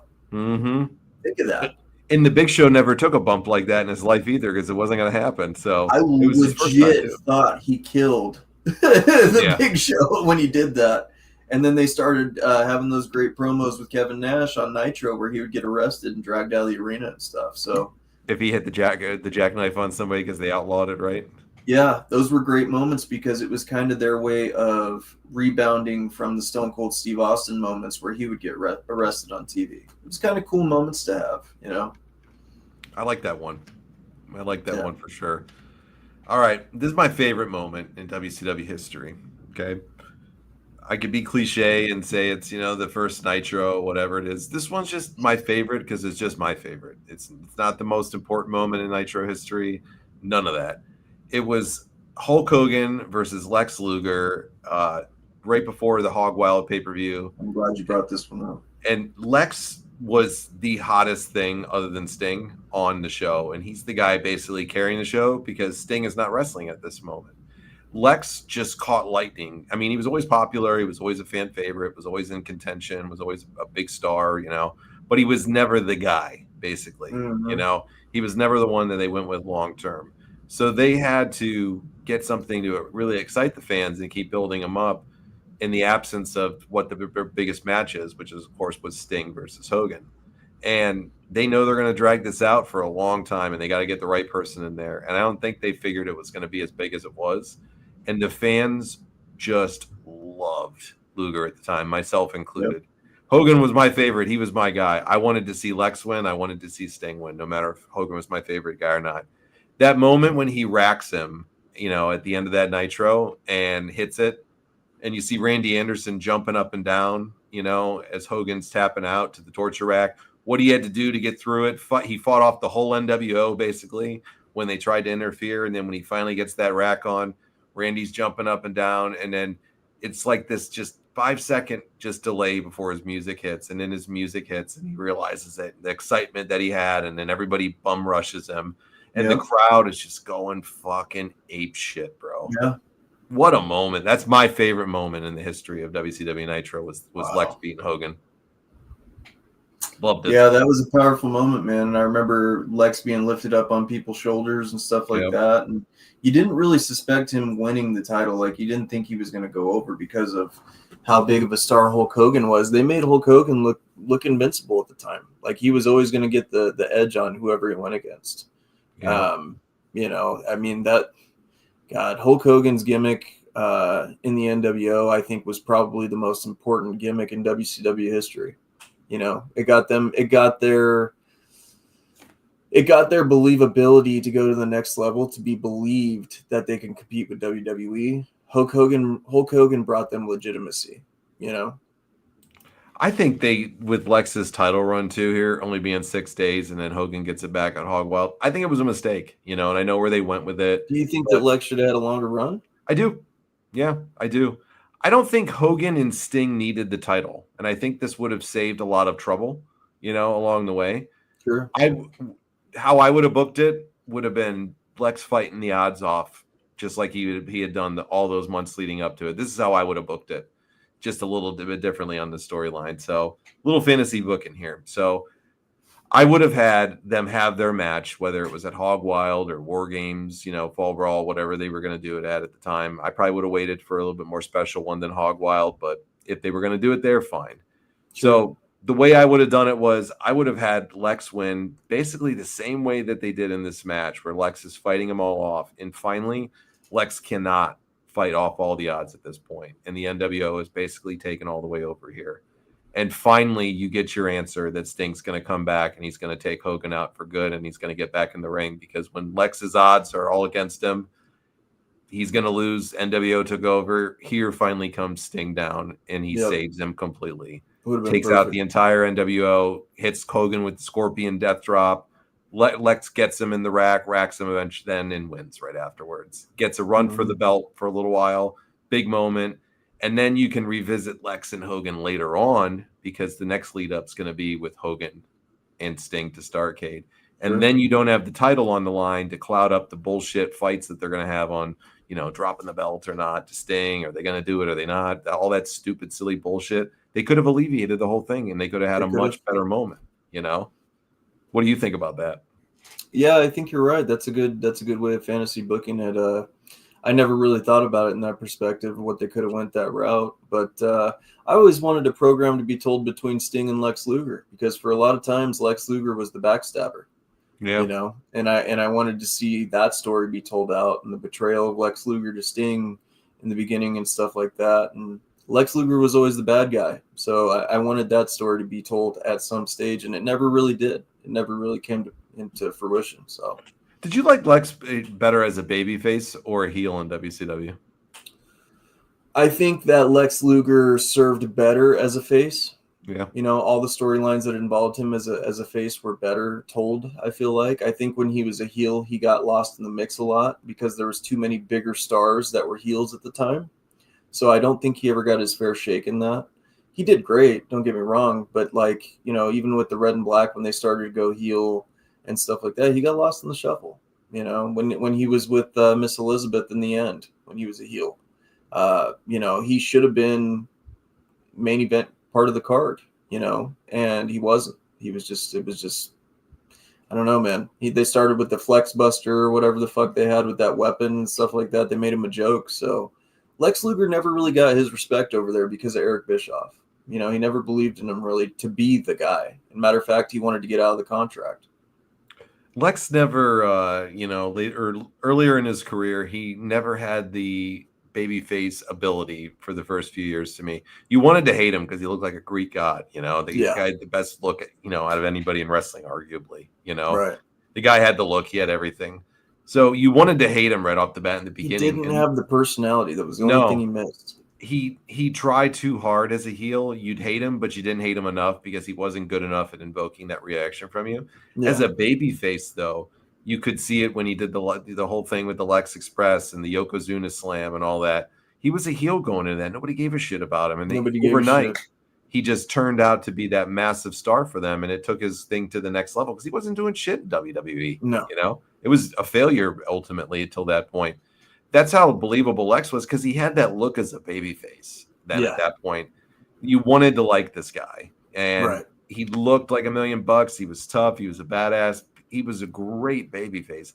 They flip flopped him so much at the end of his career, and it was just it was garbage to me. It was garbage, and it shouldn't have been, because Lex Luger was a great talent to have, and I think they looked at him so negatively, and it kind of hurt them in the long run too, because you could have got a lot of great stories out of Lex Luger that they never told.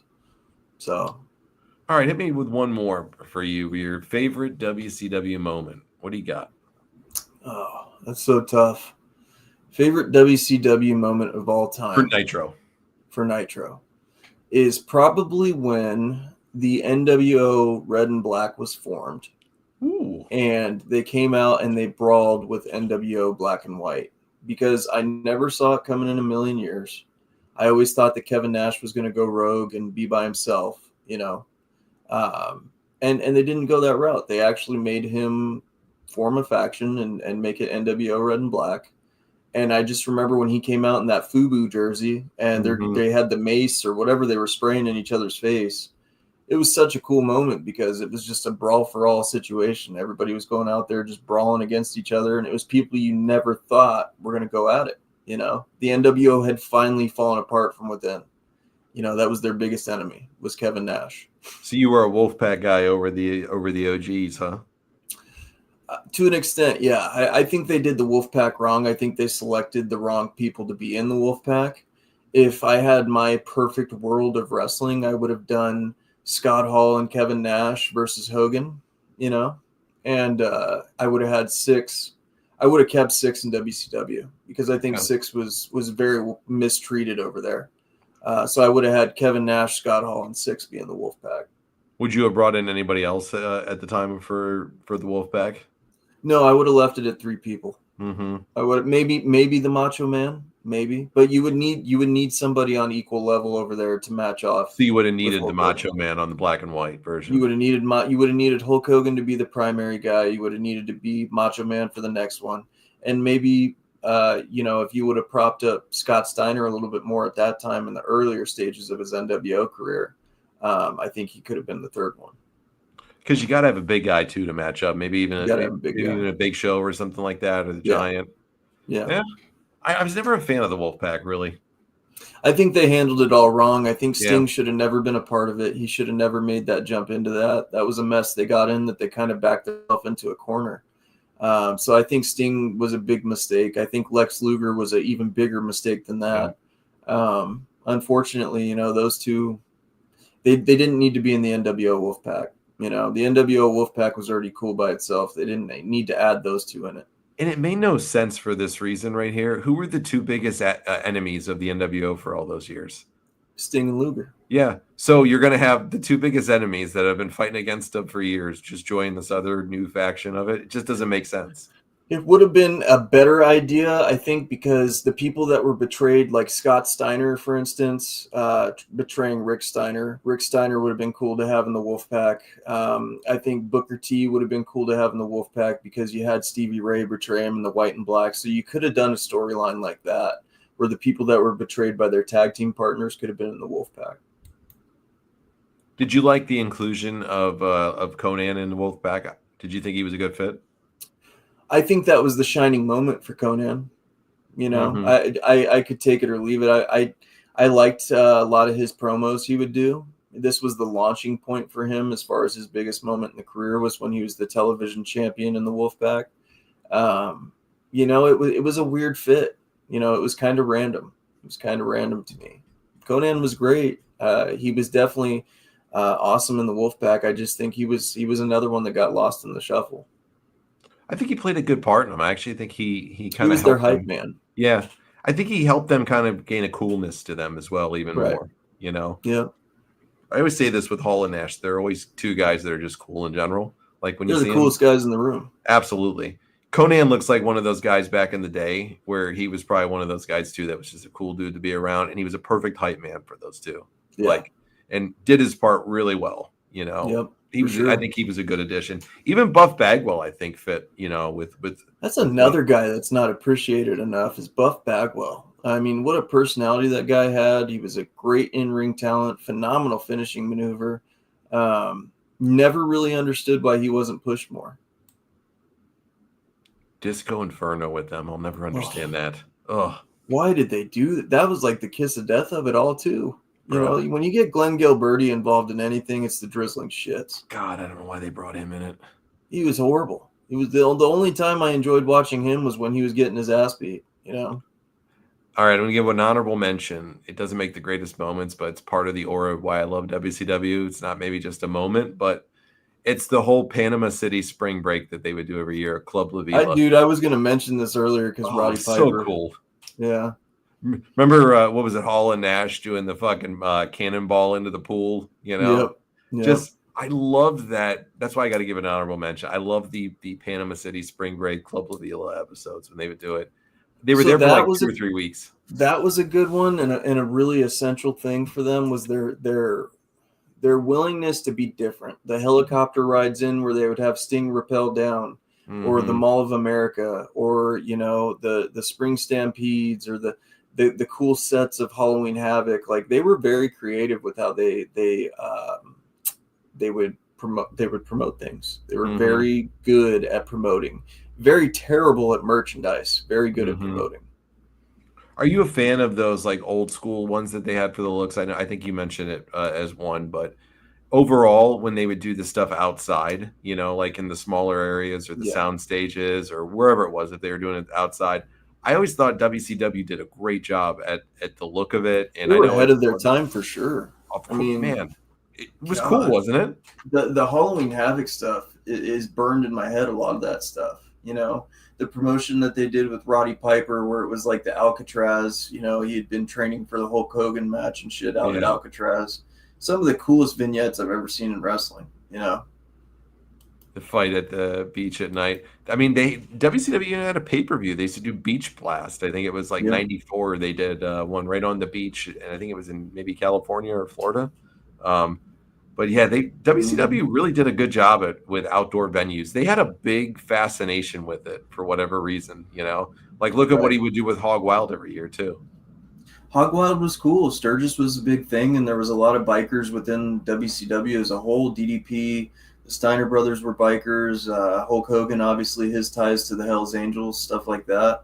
I mean, they capitalized on Sturgis, and that was a big moneymaker for them every year. WCW. I know there's a million more moments that we missed. Any last one you want to put out there before we head off for the night?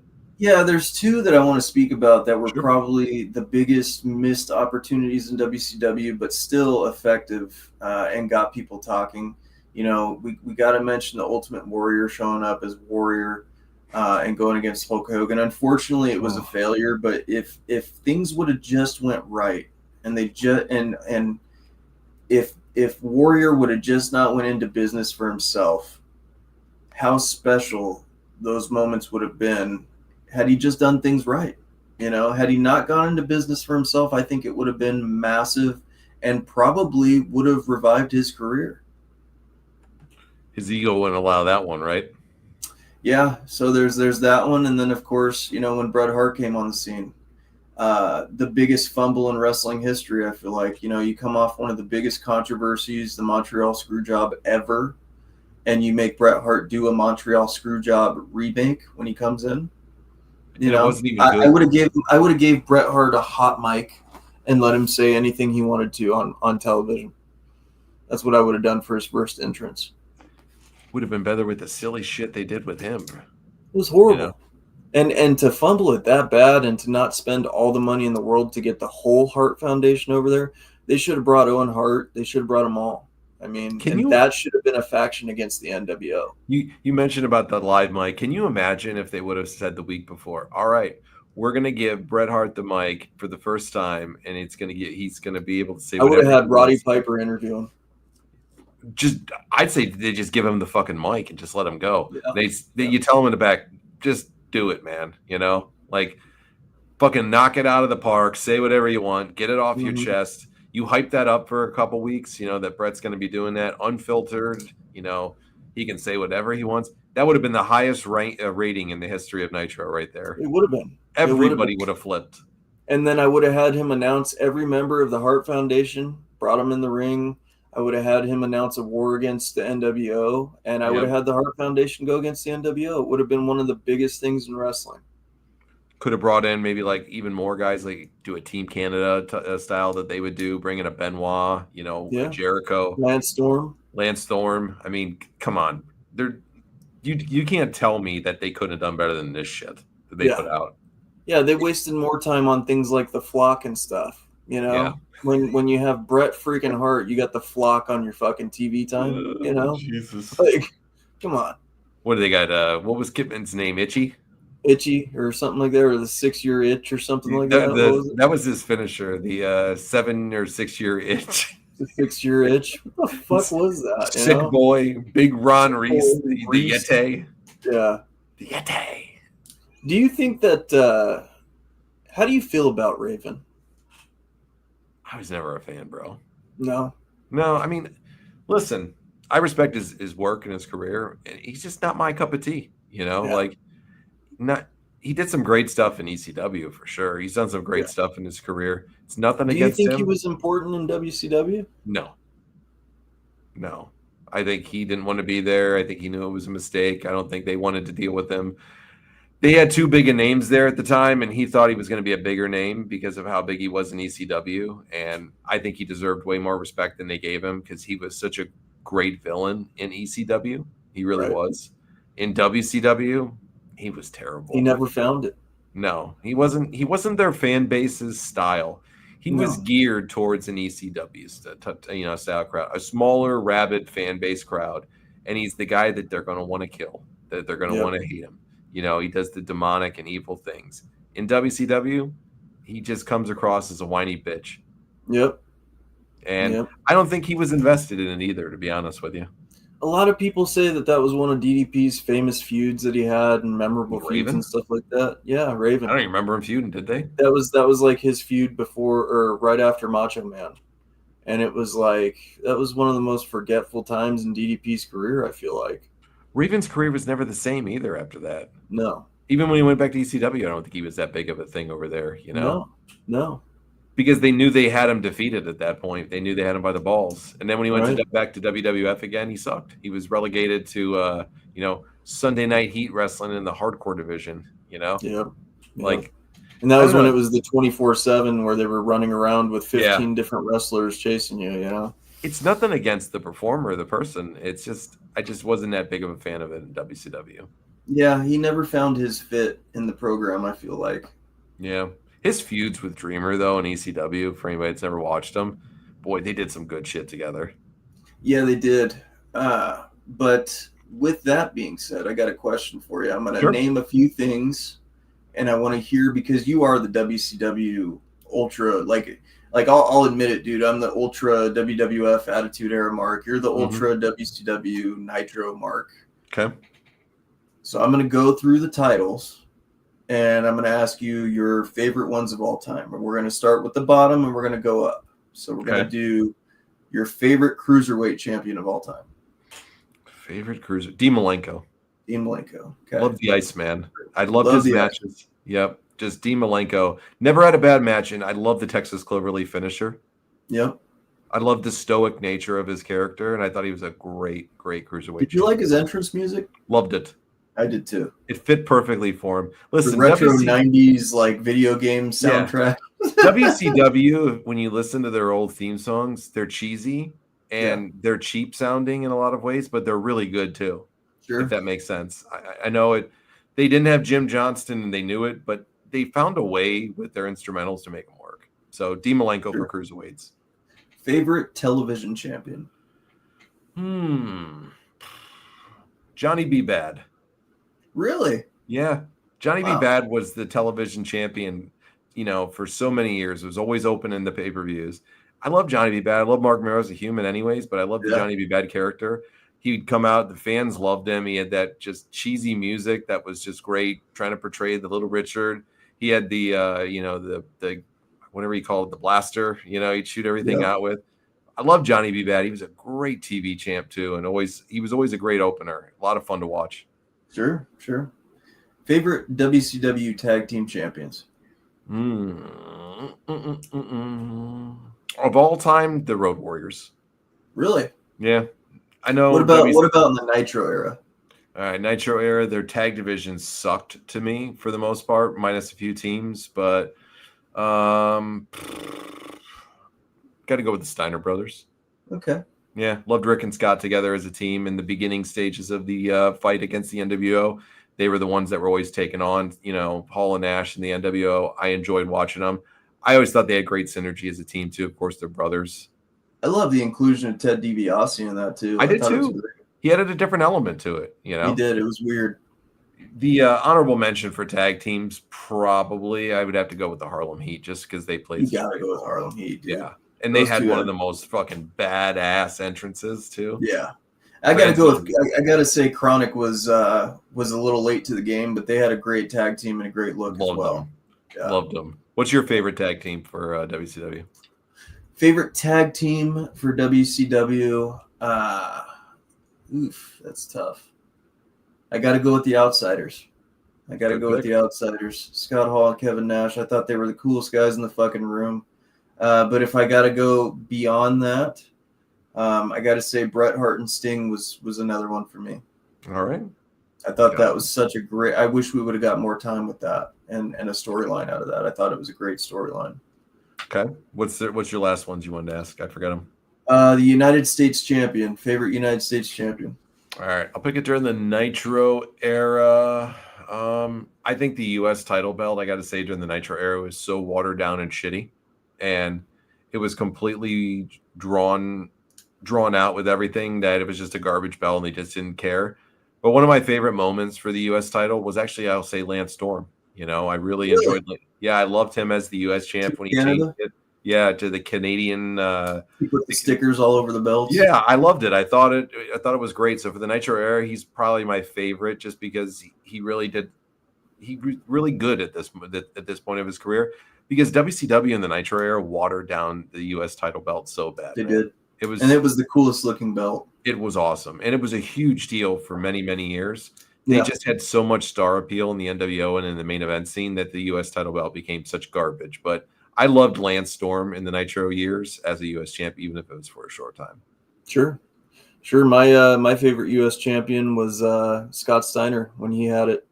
When he was the big bad booty daddy and he had the U.S. title. It was one of my favorite moments, dude. You Sacramento scumbags. Yep. He'd come out and give the Rick Rude promo, and it was awesome. Give his own spin on it. I loved his just awful promos that he would give, ripping the crowds. He was so fucking hilarious. He was good at it. Yeah, if you guys want to see some funny shit, and I'm not just saying it because it's on our channel, but go on our YouTube channel, Wrestling with Reality, look it up. Look up the Scott Steiner interviews, just part 1 or 2, the best Scott Steiner moments or interviews, one or the other. I can't believe it. I can't remember if it's interview or moments, but Scott Steiner, some of the times when they give him a live mic and the shit that came out of his mouth was just awesome. Jeremy's got a good one, yeah. Yeah, DDP. Sure. Booker was a great one too. I love Rand's mention here of Chris Benoit. I know we don't condone anything Chris Benoit did in his situation that happened and what ended up being, but Chris Benoit's contributions to WCW as a whole, one of the best U.S. champs of all time. So, okay. Final question for you, Johnny. WCW World Heavyweight Champion. I'll break this into 3s. Okay. I'm going to go most important WCW champ. I'm going to go greatest WCW champ, and I'm going to go worst WCW champ. Okay. So, and you can't say David Arquette for the worst. Okay. All right. That's fine. Okay. Most important? Most important. Well, most important during the Nitro era. Most impactful WCW champion reign, probably. During the Nitro era. It's got to be Goldberg. Yeah, it was something different. Nobody had seen that before. That in years, that length of an undefeated streak. So it's what Sting's story should have been, right? Yeah, 100%. It's the way they should have done it, where they built him out and didn't have him lose for so long, had him go undefeated. So I got to go with Goldberg for the most. That was the most important, right? Because he really was something different that they hadn't seen in wrestling in years, and a guy that wasn't losing. So greatest Hulk Hogan. So. Greatest champion, and then there got to be Hulk Hogan. And then the last one was the worst. Yep. Can't be David Arquette. Can't be David Arquette. No offense to the guy, but it's Vince Russo. Okay. Why? What was the necessity of putting the belt on him? Okay. Ego. Yeah, it was stupid. And he can say all day that it wasn't, but everybody wants to say, if you're in the business at the time, it's just a prop, I know. Now, dude, some people, they're stroking their own ego on that. And that's truly what it was. If they tell you they're not, bullshit. But if I know he wasn't a wrestler though, so that's no disrespect to him or his performance. I just thought it was cheap. But if I'm going to pick the worst wrestler of all time, that was the champ for WCW. and it's not because it's not his fault. It was because it never should have happened. Chris Benoit. It was such a joke that they gave him the belt and he was leaving. Yeah. And they knew it. And he had him by the fucking balls anyways. And it's like they thought by giving him the belt that it was going to magically make him want to stick around. And it degraded it. And let's be realistic. Their World Heavyweight Championship there was a fucking joke for many years. They flip-flop hot potato that bullshit around, man, and it's a joke. Yeah. 100%. They made it to be a joke sometimes. I'm not a big fan of flip-flopping the belt, are you? No. I think I take the Jude effect. I think that the slow burn makes great storylines.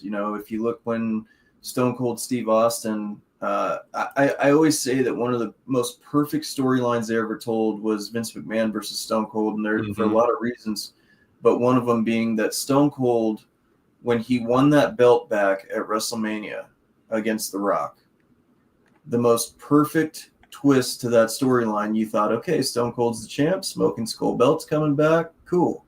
Nope, Vince was a fucking genius and made it a 2-for-1. Then he does The Rock versus Stone Cold for the Smoking Skull belt, just a genius move. And I think it was one of the greatest storylines of all time. And WCW could have learned a thing of the slow burn storylines if they would have just stuck to that. I think their reign would have been a lot longer than Eric Bischoff's reign that he had, the 82 weeks. Or 83 weeks. 82 weeks? 83 weeks. 83 weeks. 83 weeks. It would have been a lot longer than 83 weeks had they learned the slow burn. What about like some of the other people later on? I got to throw in here too as honorable mentions for worse as I'm thinking about it. Jeff Jarrett was god awful as a world champion. I didn't hate it. I didn't want it to be as long as it was. I didn't want it to be made as big a deal as it was, but I didn't hate it. I think Jeff Jarrett at that time was one of the biggest heels, and you had to put him on it at some stage. I don't think he should have been the biggest thing or the biggest feature on the show at the time. I didn't see that ever happening, but at some stage he did deserve to have it, He could have been a big character with the U.S. title. I know he had the U.S. title, but I mean, he could have been a bigger character with the U.S. title. He could have made it be more important, be that secondary championship where, when the world champ's not on the show, he's carrying it with his feud in a different way as a U.S. champ, just not as the major figure. I could have seen them doing that with him. I just never bought him as the world champ. It just never. I gotta say, one of the biggest fails of a title reign of all time was Kevin Nash's. He never had a good one. You're right. He never had a good one, and he deserved it. He deserved a good one to be better booked for his contributions to WCW. I think the finger poke of doom was one of the biggest mistakes, and that's been talked to about ad nauseum. But even more so, the fact that they didn't have a storyline with him and Scott Hall and put Scott Hall over and to be champion, I think that was a huge mistake. Jeremy mentions DDP as for the world championship as one of the most important because the chase was so good. You know what? It's something interesting I've heard recently. I think they said it was he did in all of his title runs. I think he had 3 title runs for the world championship. Yep. I don't think he had 30 total days of being the world championship in his 3 title runs for DDP. I might be wrong on that, but I think I remember hearing somebody mention that the other day. I'm pretty sure his U.S. title reign was longer than I'm talking about world title. Right. I'm saying I think he had a longer run with that, which is really sad. Yeah, when you really think about it. I think they said all the way combined, Richie, that literally his U.S. title run was for a few months at least. I think 3 to 6 months.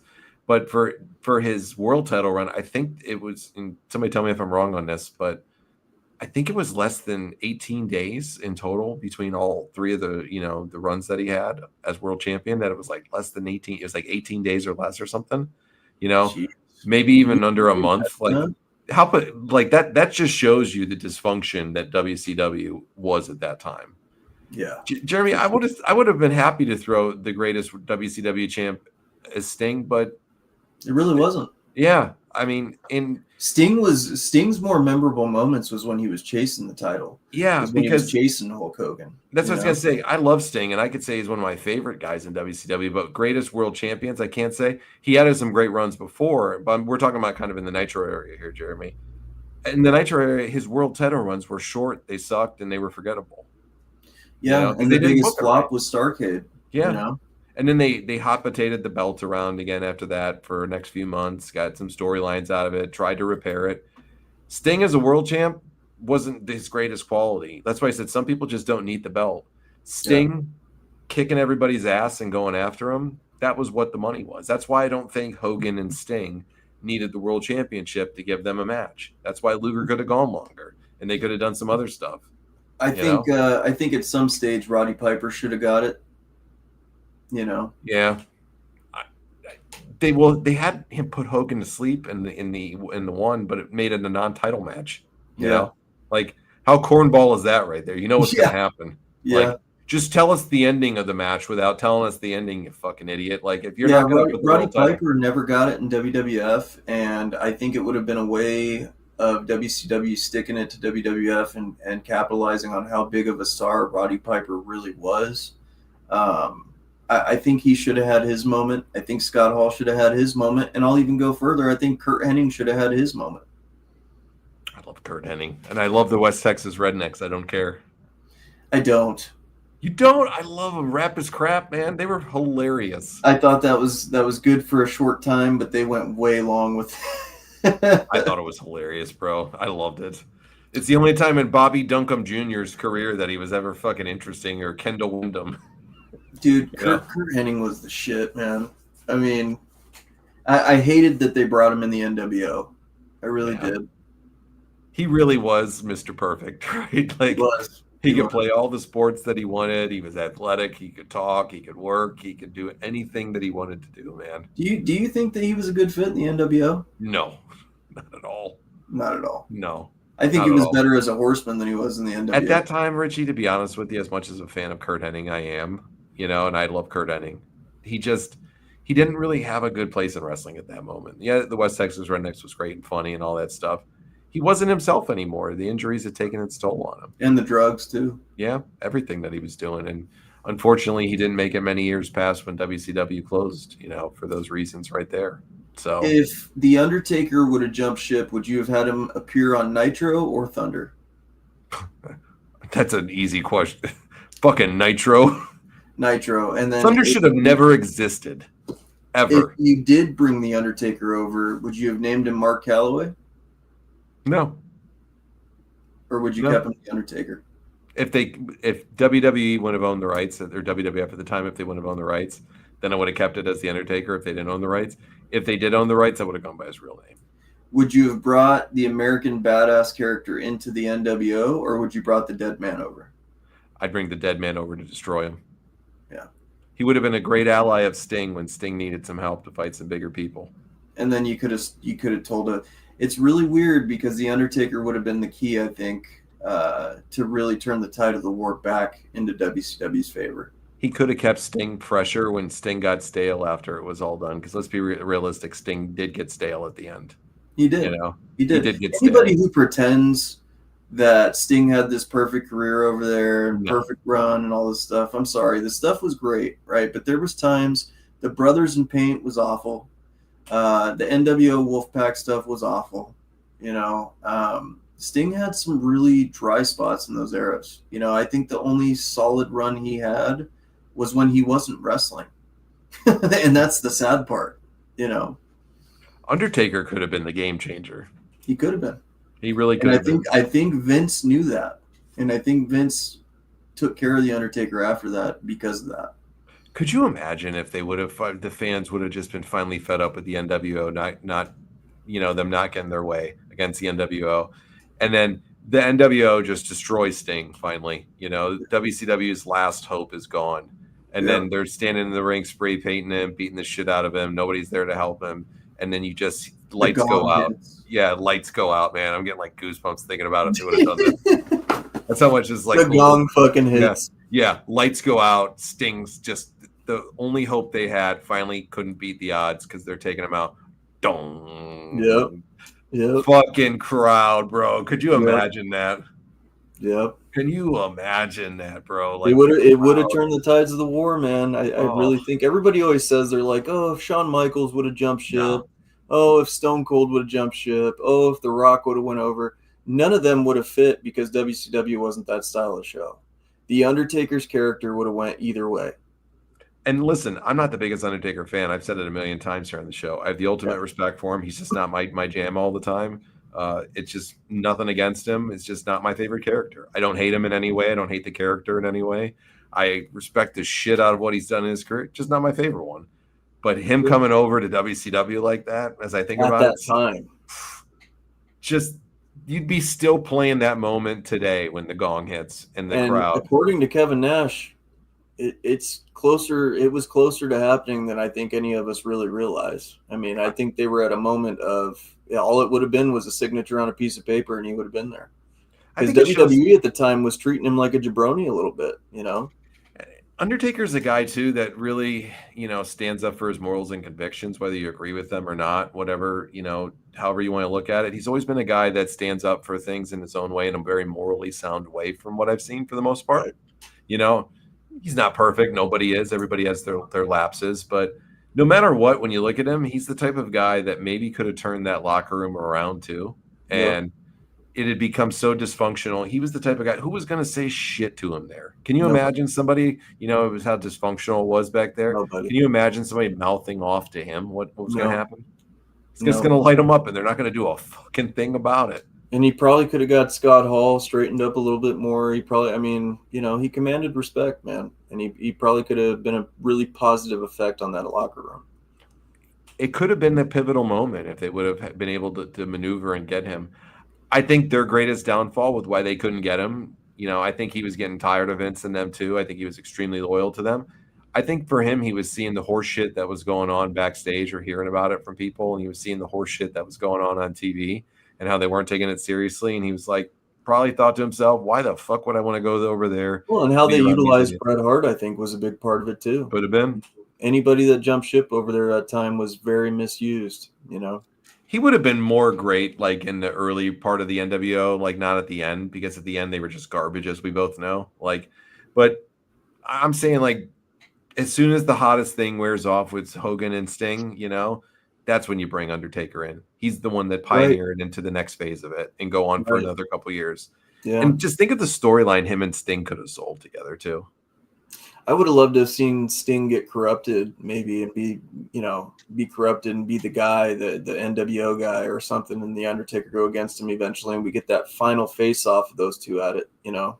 There would have been so many different ways you could have told stories over there, and I think Undertaker is the one character in wrestling history that could have been WCW or WWF. He could do whatever he wants, and that's the thing that people liked about the Undertaker. I never liked the Undertaker as a heel, though.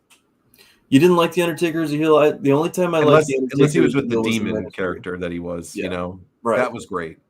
Other than that, he had a pretty good run as an American badass heel. I liked when he beat the shit out of David Flair in the locker room and stuff like that. Got real personal with Ric Flair. That was one of my favorite moments. So Undertaker was a pretty good heel. Jeremy's going with worst for his is going to be Big Papa Pump, and he'll say for the best worst champion was Big Papa Pump. I thought Big Papa Pump sucked as the champ sometimes. As funny as he was, though, I got to go with Jeremy as a champ. Like, he just didn't do it for me often. Wow. I loved him, though, as a character. It just, he was another type of guy. Like, he was a transitional guy. He wasn't somebody that you were going to put up with for a long time on it. So the ratings were huge with him as a champion. I mean, because he was controversial. He was funny. Right. Like, I love Big Papa Pump, too. It's just, as a champion, he's another guy. I don't think he really needed it all the time, too. Yeah. Then they just, to these guys too, and it even goes to Sting and all the other great characters we're talking about. It was so dysfunctional over there. That's why there's such bad moments in their careers. In between all the great moments that they had, there's many bad moments too, because it was so fucking dysfunctional there. Yeah, it was. Well, that was WCW. All right, guys, we went for 2 hours tonight. We hope you had a good time with us. We hope you had fun. Any closing thoughts, my friend? I appreciate y'all coming out and watching the show. Want to get our group back on track here. Start making the show a little bit more interactive, having you guys on. So if y'all ever want to jump on, man, and talk shop with us, the door's always open. Give us some ideas for some topics that you guys want to talk about. We're always up for freshening up the show and stuff like that. Get over there, like, subscribe, help out the show. get our watch time up. We're getting really close to monetizing it on YouTube and things like that. So we appreciate you guys a lot, man. And for the new faces out there and the old, we appreciate you and keep coming back and watching it. We'll see you down the road, man. No doubt about it. We'll have a great topic picked out for you guys to be determined for next week. Do you have anything that comes to your mind right now, or you want to? We'll talk about it over the week. Yeah, we'll talk about it over the week, but I think we should because WrestlePalooza coming up, we go a little bit extreme. Okay, interesting. Anything you got in mind for ECW? Not yet, but we'll talk with Rewind. He's going to be making his triumphant return here pretty quick. He's had some crazy work hours. That's why he hasn't been on the show, and of course, Rabbi scared him away too. So we'll get our triumphant return of our hero, the Rewind. He's out flogging people in the woods somewhere. Yeah, for his birthday, eating birthday cake off of asses and shit like that. Oh, man. All right, guys, we'll see you again next week. Have a great rest of your week. We wish you all the best. We thank you for coming out and joining us live later on whenever you watch this. And we'll see you guys next week here on Wrestling with Reality.